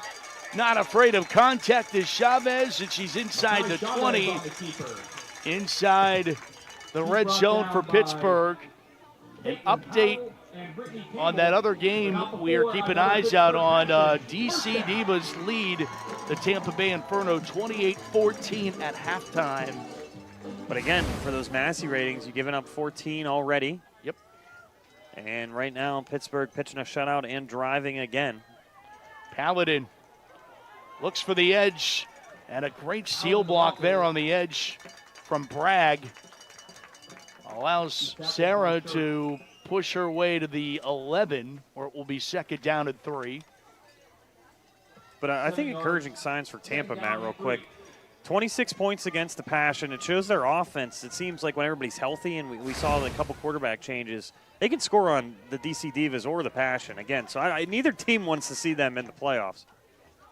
Especially for how familiar everybody's being with it being the 3rd meeting. A throw that was errant, incomplete. I think Bragg turns into the defender on this play, because otherwise Baku would have had an INT here, I believe. We'll get another look at this. Yeah, and these are the things we got to clean up for the playoffs here if you're the Pittsburgh Passion. Love being aggressive with that passing game, but you got to know that there's a corner sitting back there waiting for that drag route right by the goal line. But now 3rd and 3. Again, you don't even have to pick up everything here if you are going to go for it here on 4th down. You might see a Cody Johnson fullback dive here. 3rd and 3. They go screen. Chavez Meister pulled down and short of the line to gain. Got yanked down by her hair there. Lauren Carter on the tackle. And she's frustrated because pretty much it was a fake fullback dive there, little bubble screen, and she saw the space, but getting pulled by the hair, that's never going to make you happy. No, and I don't think Carter wanted to, but it's a part of the jersey. And there's the fullback dive. Cody Johnson says, "I'll do this myself." Touchdown, Pittsburgh. I called for the fullback dive 2 plays ago. They go for it on 4th down. Why not give it to Cody Johnson, getting her 3rd touchdown of the year. All 3 coming from plays like this. You give her a fullback dive, reads the block, actually kicks it a little bit to the outside. Good luck bringing her down as she goes into the end zone. Nice play for the Pittsburgh Passion, extending this lead to 26 points. Beautiful look from the pylon cam. Johnson gets into the end zone. Pittsburgh to go for 2. Fake it. Smith. Chavez throws to the end zone. It's caught. Chavez Meister adds 2 to Pittsburgh's tally. And it's 28-0. Passion on top of Cincinnati. Pittsburgh leads it 28-0. Thanks to this one. Come back with more action live from Slippery Rock. What's up, Western Pennsylvania?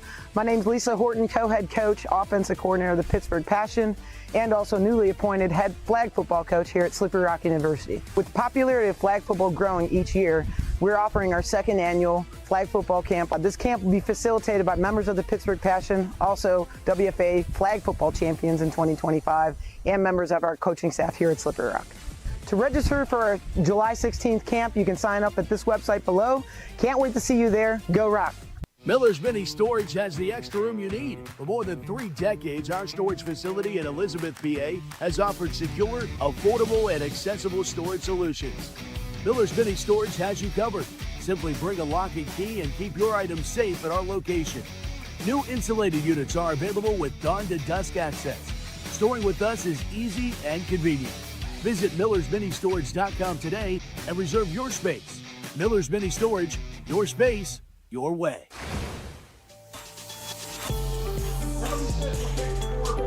28-0. That are 2 of the Passion reasons. Paige Bragg and Cody Johnson. Cogs in the wheel of this offense. 28-0 Pittsburgh. Emily Smith doing the kickoff duties from the 27. It's a Baku across the 40.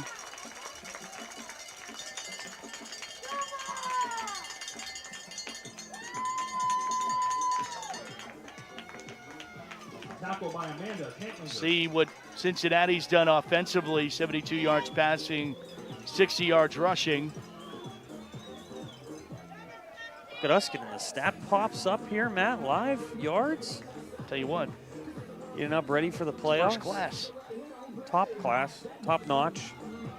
And for Cincinnati here, Matt, it's going to be interesting because, again, you said for the playoff contention, they do have 2 wins, but they came earlier in the year. And like you said, Tampa Bay has played the Passion a little bit tougher than Cincinnati. But for them, I would say you got to try to get as many points as you can now, down by 28. The game's not completely out of reach, but a couple good drives to make it a 3 or 2 touchdown game here to just make your own resume look a little bit stronger. Well, and ideally for Pittsburgh, they want to see Cincinnati come back here in 2 weeks. Back to pass from Mason. Throws and skips it short. Closest was Lizzie Martz, and she wears black and yellow. It'll be 2nd down at 10, and now with Cincinnati down by 4 scores, they're going to get into passing a lot more than they're comfortable with. Yeah, how about Tampa? 1-4, but their Matthew rating still 7.65. Just showing you their strength of schedule this year. As when we have time, we'll go over that. Any favors? No, not one.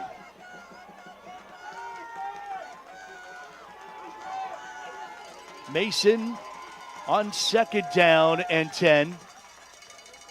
From the 41, draw play. Tippett. Haley Tippett, the ball carrier. Across the 45 to the 46-yard line. We have time right now, Matt. Just think about this schedule. We look for Tampa. Pittsburgh, Atlanta, D.C., Pittsburgh, Minnesota, D.C. How about Michaela Bloodsaw on that tackle, Newcastle native. Gain of 5, 3rd down, and 5 from the Cougars, 46. Yeah, that's a gauntlet.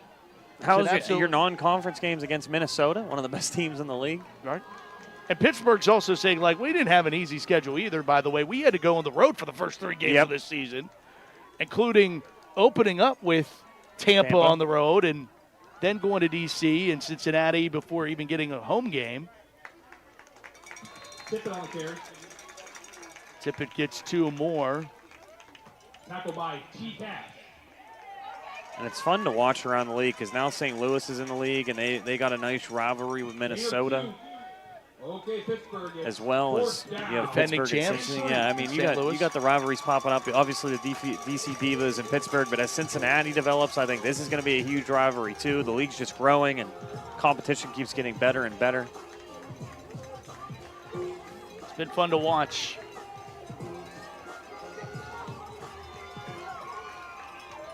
All for a chance to play for a national championship on national TV on ESPN2 at the end of July. Fullback dive play on 4th down. The convoy is not moving in the right direction. Pittsburgh slams the door shut. Another turnover on downs.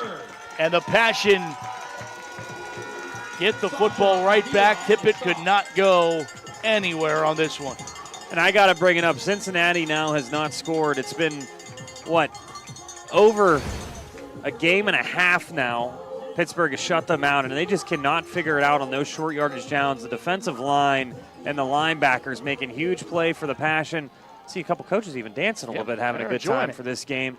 But again, Cincinnati, they've shown they can score against every team in the league, but when it comes to the Pittsburgh Passion, they have not let them breathe. Won in the first game 42-0, and now up 28-0. And that passing attack and the running attack for Cincinnati, they just cannot find any answers against this defensive line so far for the Passion. Ari Smith, the ball carrier, gets thrown down at the line of scrimmage. Ari Smith on the carry. Brought down by Napier on the tackle. 1. 2nd down and 9 from the Cougars 49.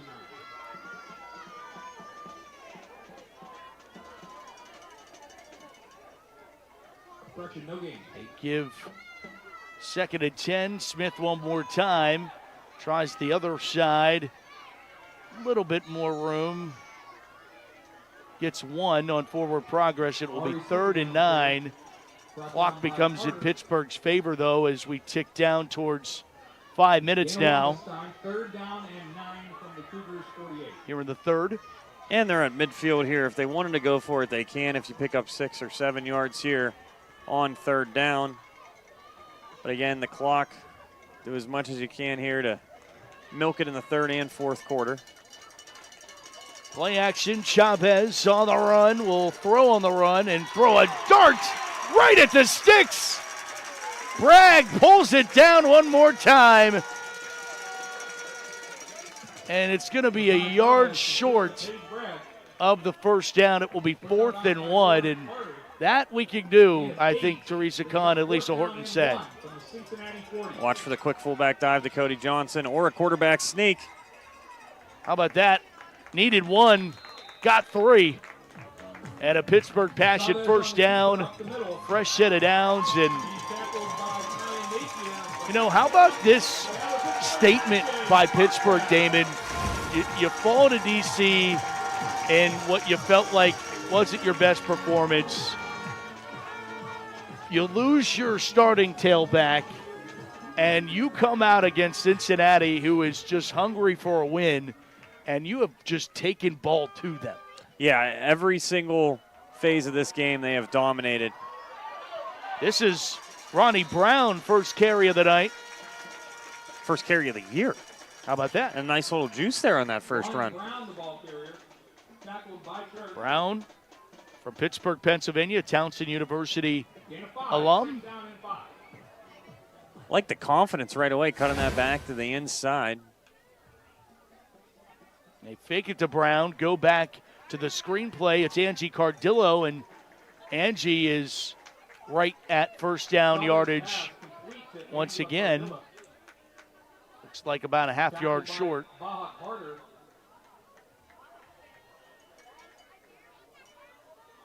They have 4.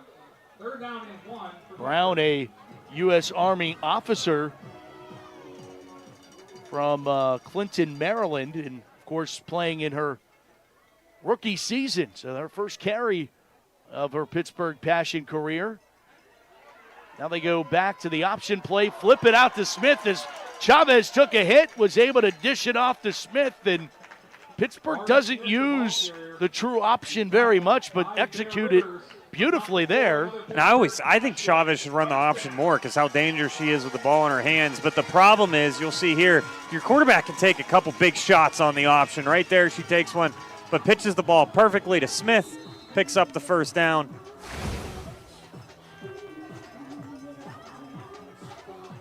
That clock winds towards 2 minutes here in the third.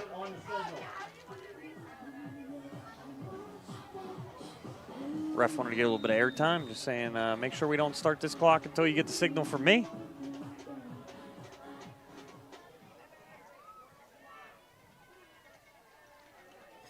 First down for Pittsburgh, and a keep for Chavez. Chavez following blockers and picks up 7, maybe 8 on that first down run, and what a decision. And we had a great look at it from that angle of Chavez's decision to keep it instead of giving it off to Smith. Yeah, right here, you're always looking usually at that defensive end. Right there, it looks like she's going to square up to the running back, so you keep it, cut it to the inside. Really good read option there by Marcelina Chavez. They go back the other way. Smith is brought down behind the line of scrimmage by a yard. Anthony on the tackle.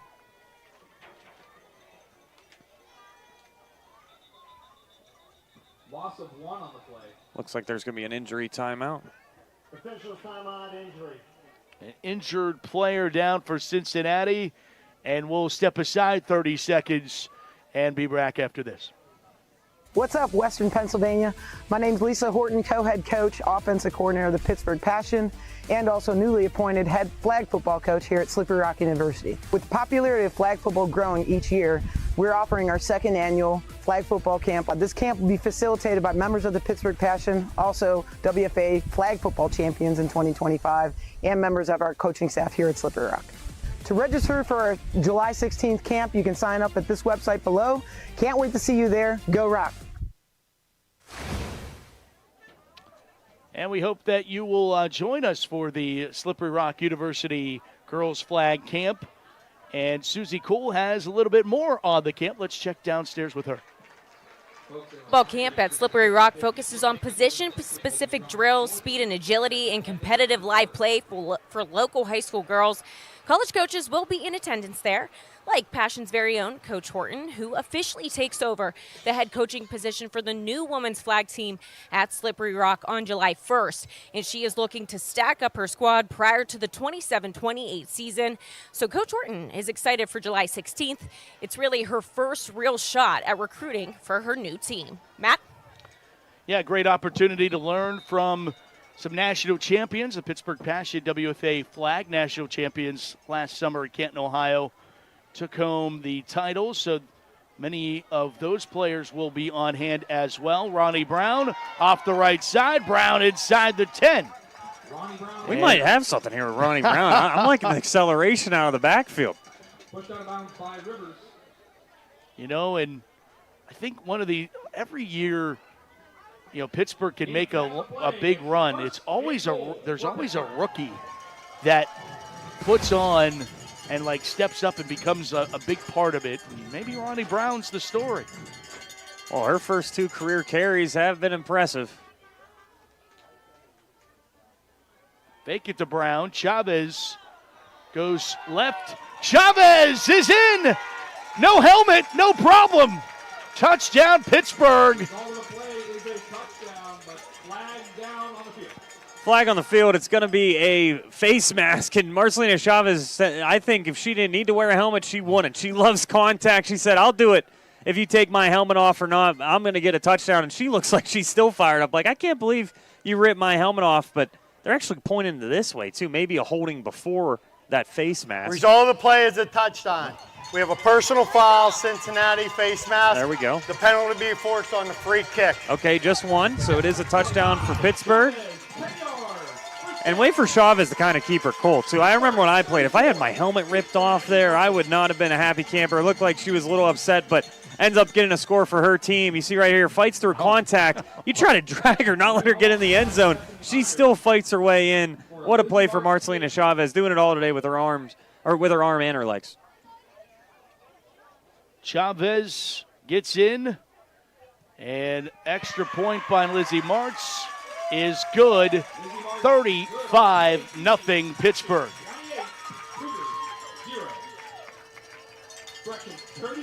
What a drive, Matt. I think there was a lot of positives on that drive. Marcelina Chavez, again, being so dangerous with the option.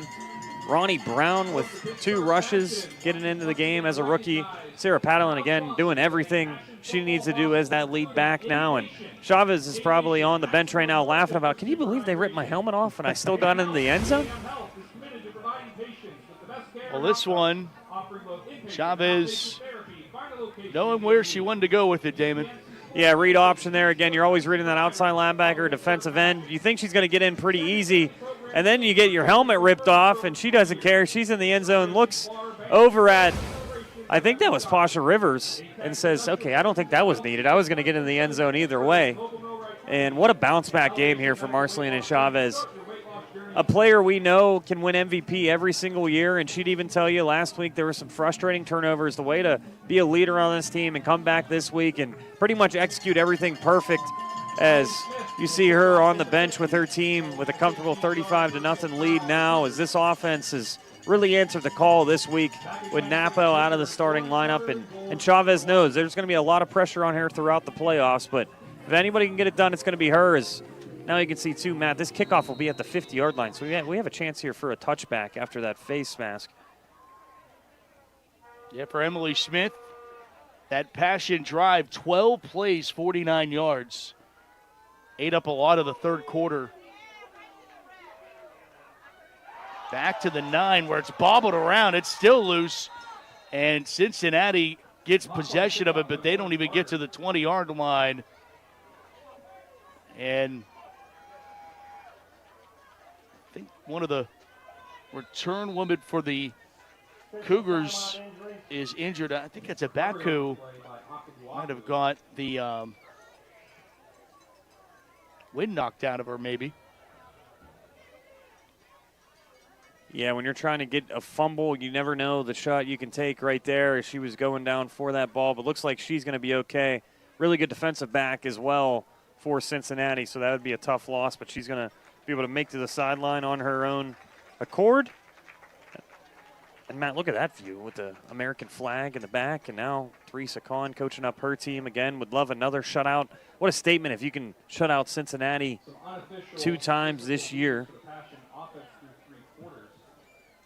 Outscoring them this year, 77-0. A Cincinnati team we know that can score, can run the football well, but Passion have just sniffed it out this year against Cincinnati. 9 carries for 87 yards for Makai Chavez.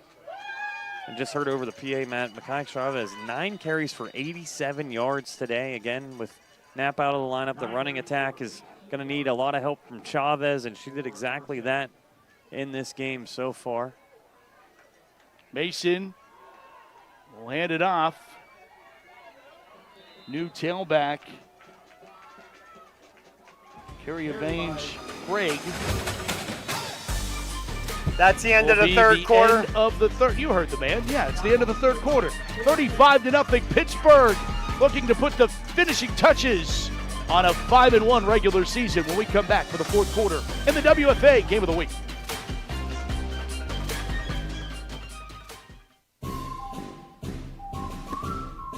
Hi, I'm F. Doc Harris, and I'm here to talk to you about women's professional football. I've played a lot of video games, and I've watched a lot of football on TV, so that makes me an expert. I can tell you right now, I know what real football looks like. Oh, hey, Doc. Thank you. Good luck this season.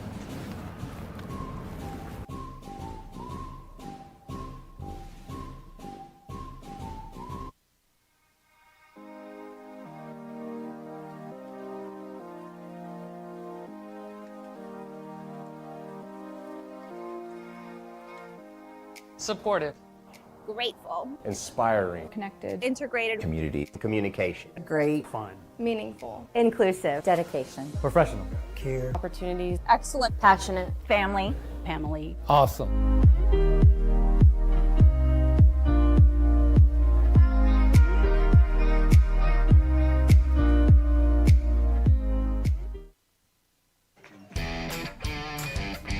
'26 Pittsburgh Passion Football brought to you in part by Gozo Travel, a boutique travel concierge service specializing in ocean river cruises, all-inclusive resorts, and soft adventures including Alaska, Hawaii, Africa, Portugal, Italy, and other bucket list travel. Explore, enrich, enjoy. Travel with Gozo Travel. Pittsburgh hoping Cincinnati is traveling back to Pittsburgh in 2 weeks for the playoffs. Open up the fourth quarter with an incomplete pass. Third down coming up here. There's those great fans once again enjoying this shutout, and can't wait for that playoff game in 2 weeks here. And how critical would it be if Pittsburgh could hang on to that top spot in the National Conference, home field throughout, guarantee that they could get a win in 2 weeks in the first round that they would be hosting in the second for a right to go to Canton, Ohio, and they have unfinished business in that round from last year. As this carry will pick up a Cincinnati first down as Angevine Craig carries again for the first down. Correction, tackled by 35 Cameron Rufner. First down for Cincinnati at its 29.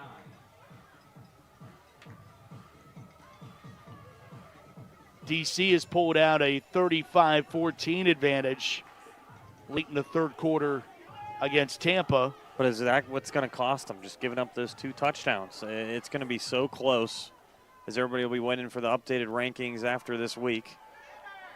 Angevine Craig, again, the ball carrier, and across the 45 or the 35 to the 37. Yeah, and I think Pittsburgh staying in line with what DC is scoring this week also helps in that department. I wouldn't be surprised at the end if it's only separated by like .001, and each team is like holding their breath, waiting to see. And neither team's going to be mad, but it seems like the Pass are going to be able to hold on to that spot, but you never know. DC might be watching the score of this game and just cheering for Cincy to score a couple touchdowns. Right. They want to lay it on the Inferno these last quarter and a half. So it's honestly, it's a lot of the way it is mapped out is we have the World Cup going on where everybody's looking at, okay, goal differential, this and that. For this, it's a scoring differential and how many points you gave up and all these things come into effect. It makes the last week pretty fun when it's not just win-loss and things like that when you're looking at the Massey ratings. Yeah, I mean, there's so many pros and cons to the way that it's decided, but I think you almost need some other element other than just knowing, who's winning and who's losing on, or even score differential, because that would be what a lot of teams or a lot of leagues would come down to. We just talked about it. Tampa Bay has probably the hardest schedule in the whole entire league, so they should get rewarded by that if they're at least playing a lot of these teams tough, where they would have given up 2 weeks ago if it was just win-loss. Pass is completed to Parks. And Parks has made a couple really nice catches. That over-the-shoulder one up the seam. And Mason, again, you can see the talent when she's zipping the ball on there with a couple of these throws.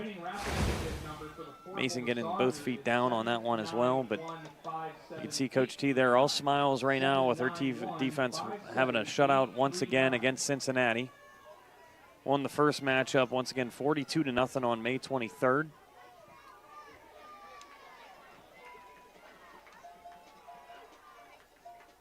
Second down.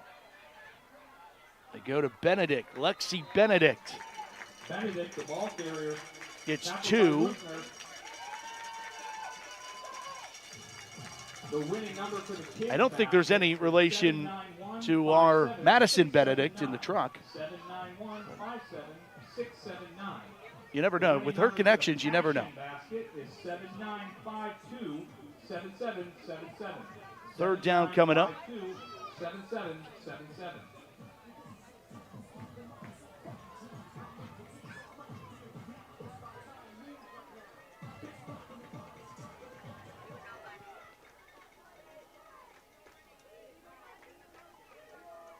Low snap for Mason, and Mason's knee is down, and so she is down with the ball, and that will be fourth down, and Cincinnati going to be forced to bring the punt unit out. Or are they going to go for it here?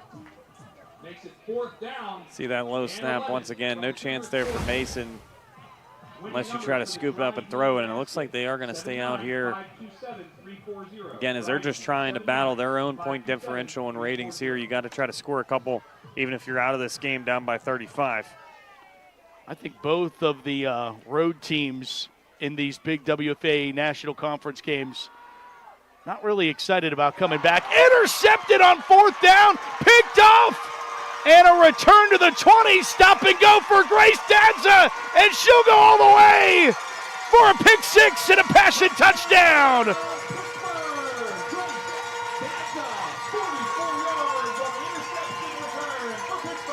It was the only thing we were missing, Damon, the defense to score. And what a Passion perfection performance here tonight.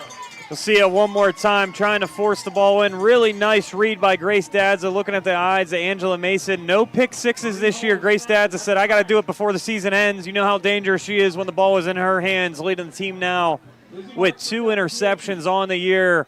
What a play to jump that route. And then she's looking at the end zone the whole entire way, jukes out Angela Mason, and gets the touchdown for the Passion. Mark's extra point is good. 9:34 to play in the regular season. And Pittsburgh well on their way to 5-1 and hosting in the first round and maybe beyond. Everybody's loving it here at Slippery Rock. Don't go anywhere.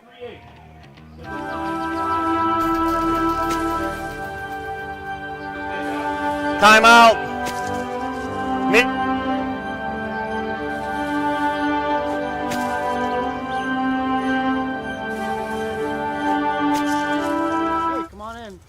Time for dinner.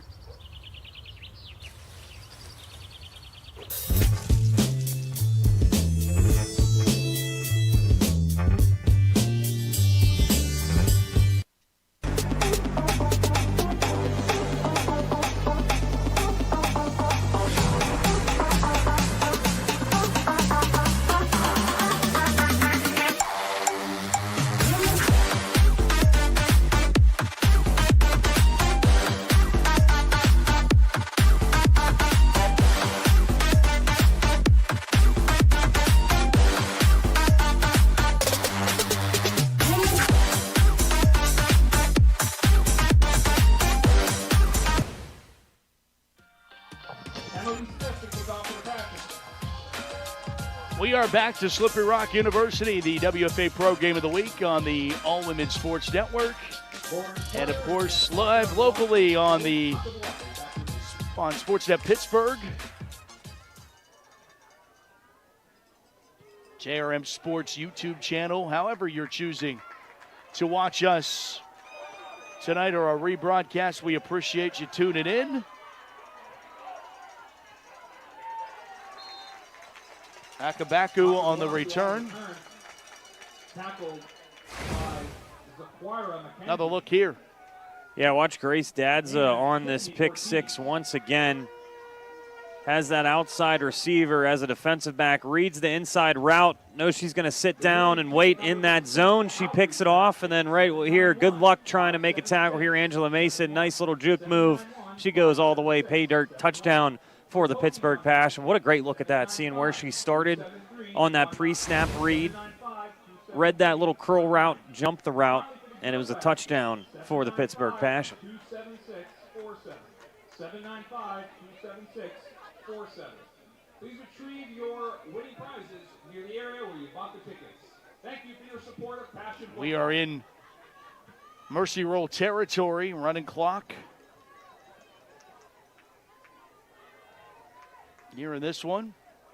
And this one, a hot potato And how did that bounce right back to Mason as that ball was ping-ponging down there and somehow found Mason on the turf for her to recover this. It'll be second down. Passion recognized AGI Repair, a recognized leader in the mobile device repair and wireless repair parts industry for its support of Passion. Also, In Motion Body Works, the official massage therapist of the Pittsburgh Passion.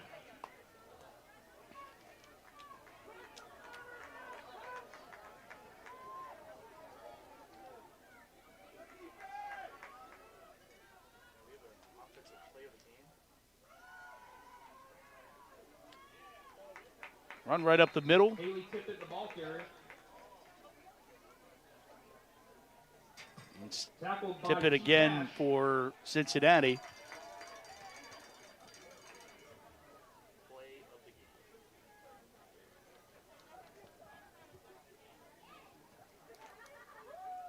And now, Matt, for this defense, I feel like you want that shutout. If you can say, again, you held the Cincinnati to no points for the whole entire year. That's a great point. Would love to hang your hat on that going into next year.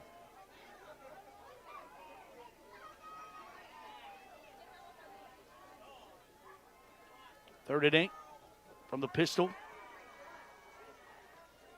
Mason to throw, and Rebecca Airgood almost got the INT there. She'll get the PBU. Looks like Cincinnati's going to wave the white flag here and bring out the punt unit, but with it, we don't get to talk about them all the time, but the secondary for the Pittsburgh Passion today has been really impressive. I talked about the defensive line, but the secondary, everybody wants an interception in this game, and they're jumping a lot of these routes, which as a DB, it can be scary jumping around, especially if the ball gets behind you, but they've been timing up these pass breakups and these interceptions so well. You see Grace Dadza right there has that pick six tonight, and also Harris with a interception of her own. As it coming into this game, Angela Mason only had one interception, so you made her double her season total as well here today. Punt unit out.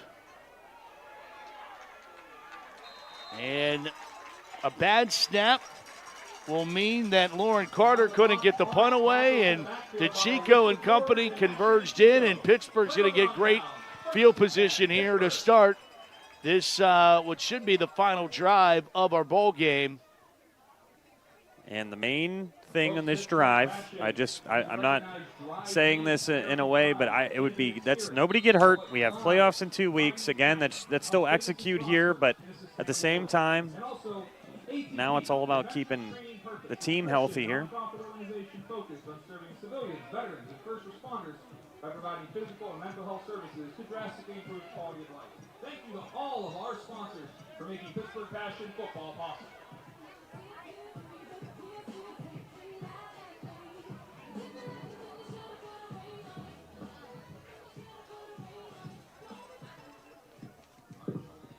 Emma Gurley in at quarterback for Pittsburgh. She'll hand it off to Ronnie Brown. Brown going to try to bounce it to the outside. And she'll be down at the 25-yard line. 4:45 clock winding. Again, I love the carry so far for Ronnie Brown, though. We were told that we might see her a little bit in this game. The rookie pretty much this year learning a lot about the women's football game, being behind a couple really great backs, but getting her opportunity. And you never know when you're going to be called upon in the playoffs. Matt, you said a lot of times a rookie hero ends up, because of injuries or anything else coming up, that the rookie gets a lot of playing time. Brown one more time on the call. Brown stretching, got a yard shy of the first down here. 4 more yards for Brown. Tackled by Kaya Napier.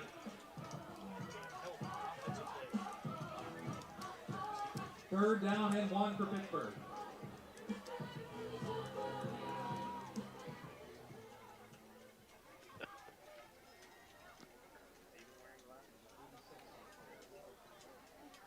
Johnson pushes forward. And Johnson will have a Pittsburgh Passion first down. That's 4 yards for Johnson. Another Pittsburgh Passion first down. Matt, it's one of those weird games. Is it looks like we might have an injury for Cincinnati. I can bring this up, but there has been, other than that interception, it has been a perfect game here for the Pittsburgh Passion. Exactly what you want to see to end the regular season.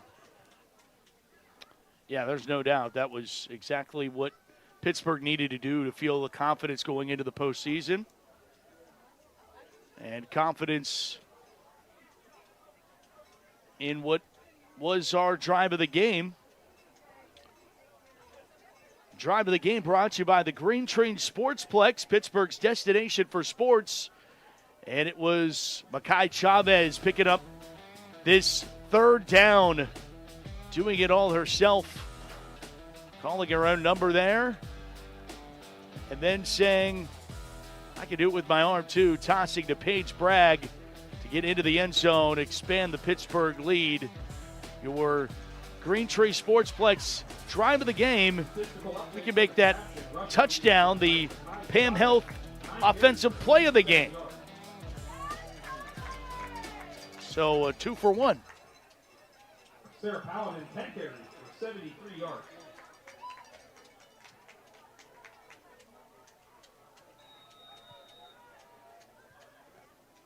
It should be Marcelina Chavez or Grace Dadza. Grace Dadza would be nice if she had a pick 6. Brown. Quarterback for the Passion is Emma Gurley. Lonnie Brown on the carry, lost it 2. Tackled by Rivers. Second down and 12 for Pittsburgh.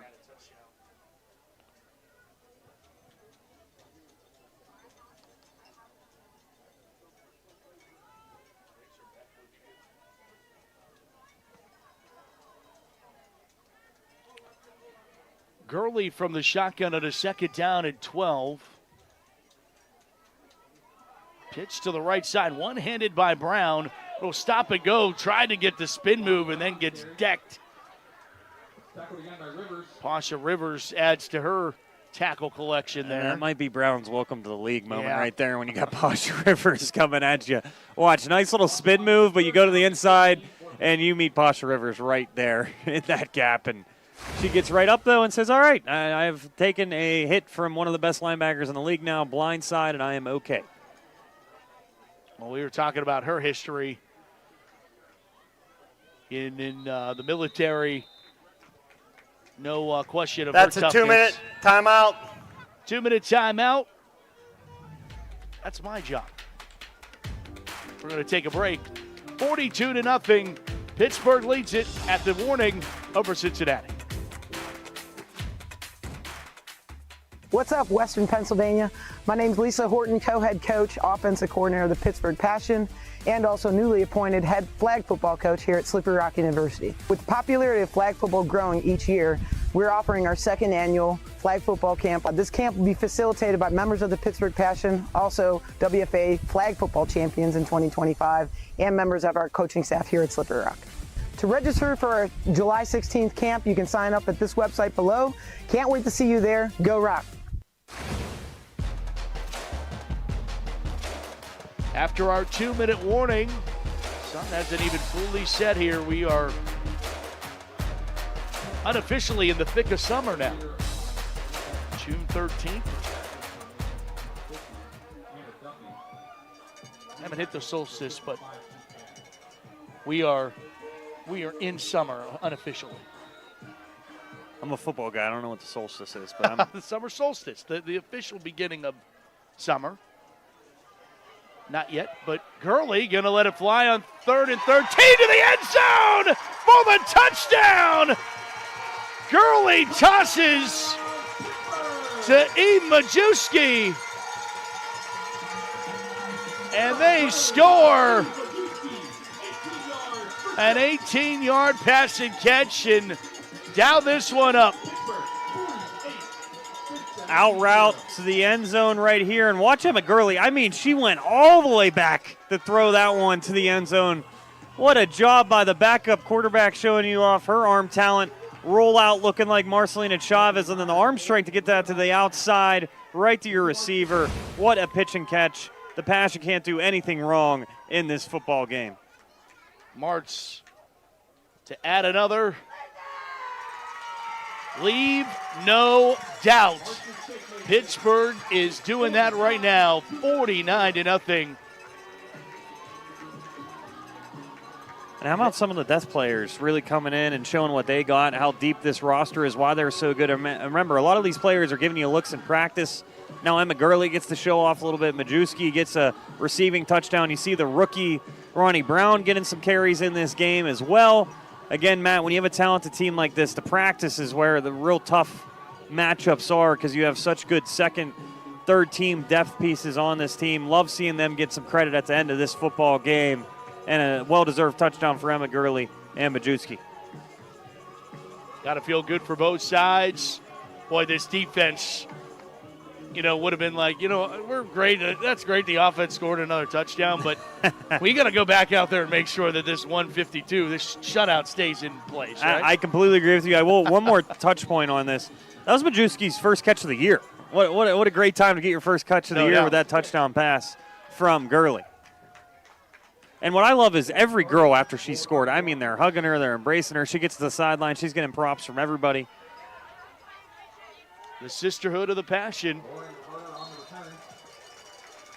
And a lot of these girls, could they be playing on another team and probably getting a little bit more reps? Sure, but you're playing for one of the best teams in the league every single year. There's a standard here playing for the Pittsburgh Passion, and a lot of them just wait their turn and contribute when they can, and it's great to see almost everybody getting the play here today and showing off what they can do.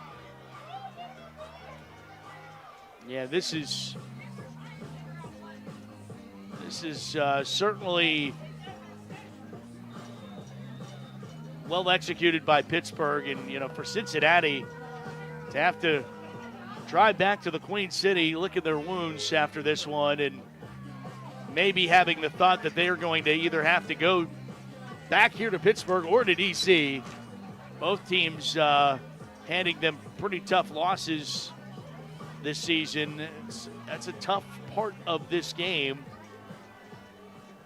New quarterback in for Cincinnati. Kelsey Ravalis.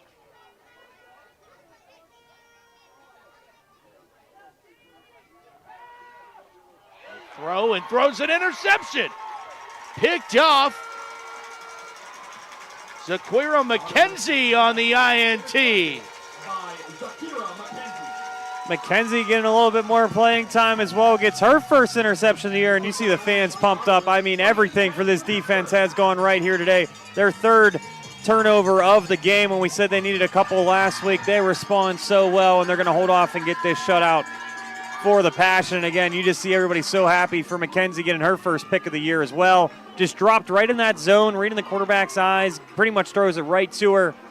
Great way to play linebacker there and play your zone. Defense says, okay, we just want to be out there for one play. We're going to give this right back to the offense. Another turnover, hugs all around. And what a statement going into the playoffs, Matt. Jeez, oh man, the confidence that this Pittsburgh Passion team has to have. Down to a knee for Emma Gurley. And that should take us to the end of the 2026 WFA regular season. Pittsburgh leaves, no doubt, 49-0 winners in the regular season finale. They are 5-1 in the 2026 regular season, and they head to the playoffs and begin the road to Canton.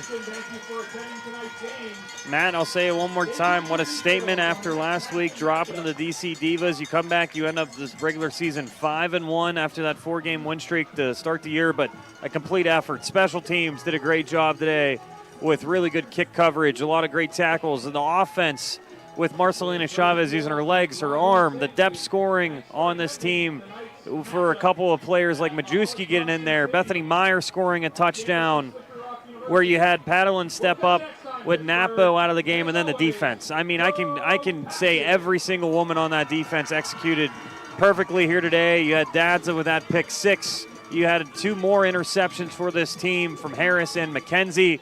And for a Cincinnati team that has scored against some of the best teams in this league, to shut them out twice in 1 year, what an effort by the Pittsburgh Passion. It was, and it was exactly what Pittsburgh needed to do. A bounce-back win to end the regular season, full of confidence. This Pittsburgh squad, and we might be seeing a rematch of this very same game 2 weeks from tonight. Nobody message us. We don't know when the Massey rankings will drop, but they will be dropping, and it's going to be very interesting to see where Pittsburgh, Cincinnati, and Tampa Bay all finishes. Susie Cole down on the sidelines with our player of the game. Suze? Thanks, Matt. I'm here with our player of the game, wide receiver Bethany Meyer. Bethany, a 49-0 shutout to close out the regular season for the Pittsburgh Passion. Where were you guys locked in the most offensively today? Just taking it one play at a time, and, you know.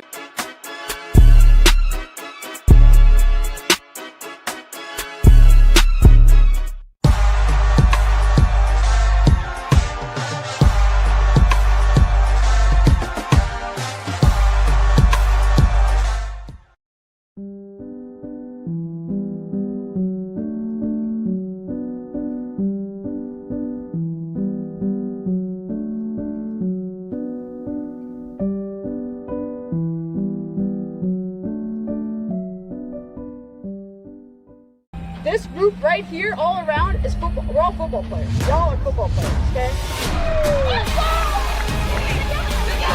Down. Tatsiala's going to go straight ahead. Receiver caught, touchdown. They're back by him. What a Houdini act. Sideline, she breaks another tackle. There's now one for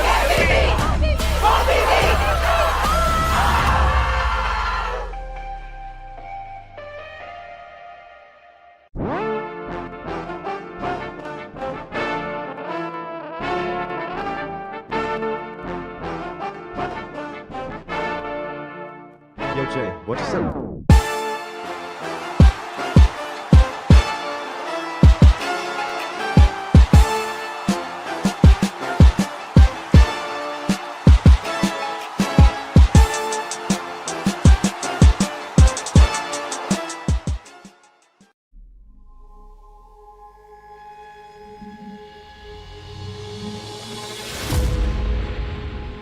Rolls to her left, has time, throws on the run to the end zone. It's caught for a touchdown. Pittsburgh TD. The athletes, they're the backbone of this whole league, and they're just amazing people. They've got amazing stories.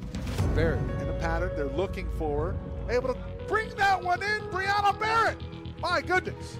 I never thought I'd be here. I feel like the best things in life are things that come to you unexpected. So it's been a great journey for me. I know this is where I'm supposed to be. Caught touchdown, Jana Meister. Essentially is true of breaking barriers, right? She could go all the way, and she does. Touchdown. We're shattering the glass ceiling. Great pass up in the air. Touchdown. All of the women role models that we look up to are all women who did things that were not expected. They realize they're pioneers. They realize that the trail that they leave is going to be a path that a young girl can follow. It gives you hope. They believe in themselves, I believe in them, and Frank will believe in all of us, so it just goes with the territory.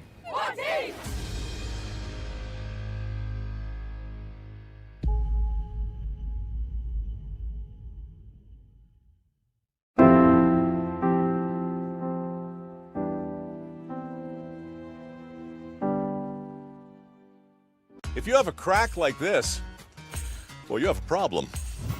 Today I'm learning how a cracked wall might mean your foundation is sinking. It always points towards the area where it's sinking. For example, this corner here, we're down almost a full inch of drop. Right, so that's going down and that's causing the crack. Correct. And then this door, they don't even use that door anymore. It cannot open.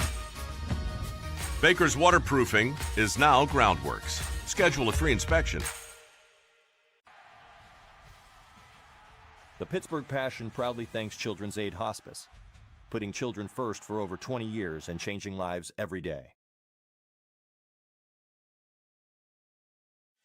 Your football journey starts here, calling all girls entering grades 8 through 12. Join us July 16th for the girls flag football under the Lights Camp at Slippery Rock University.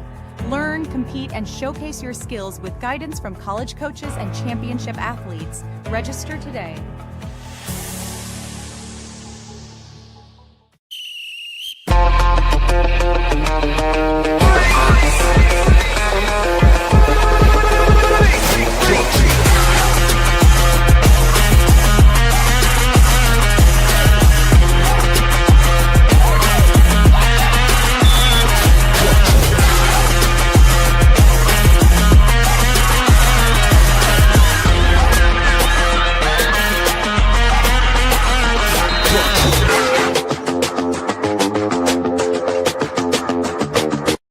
And as we can see,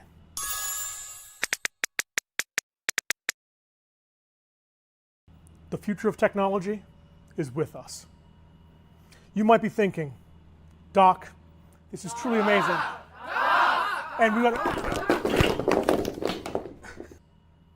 Hey, is the projector ready? Come on, time for a team meeting.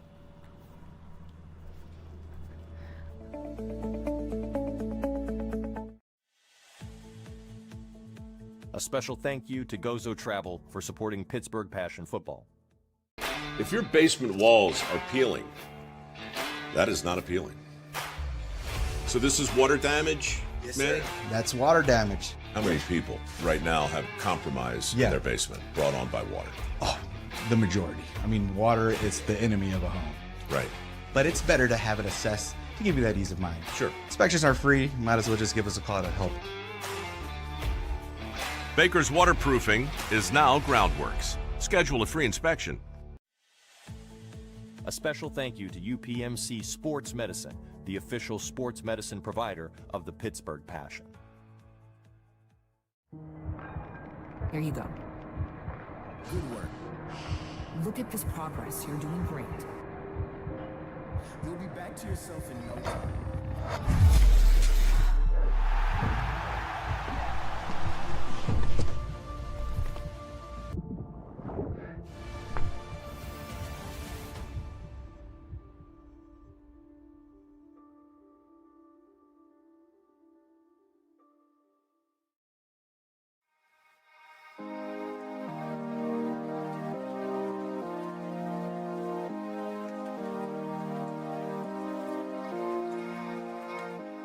Supportive.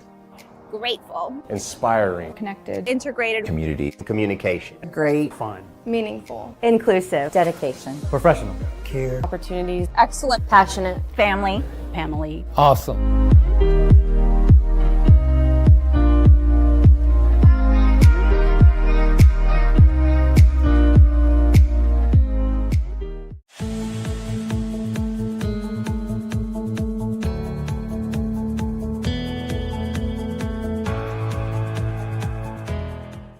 You know the moments, the feeling in your feet, the rhythm of ambition, that extra, that aha, that sight.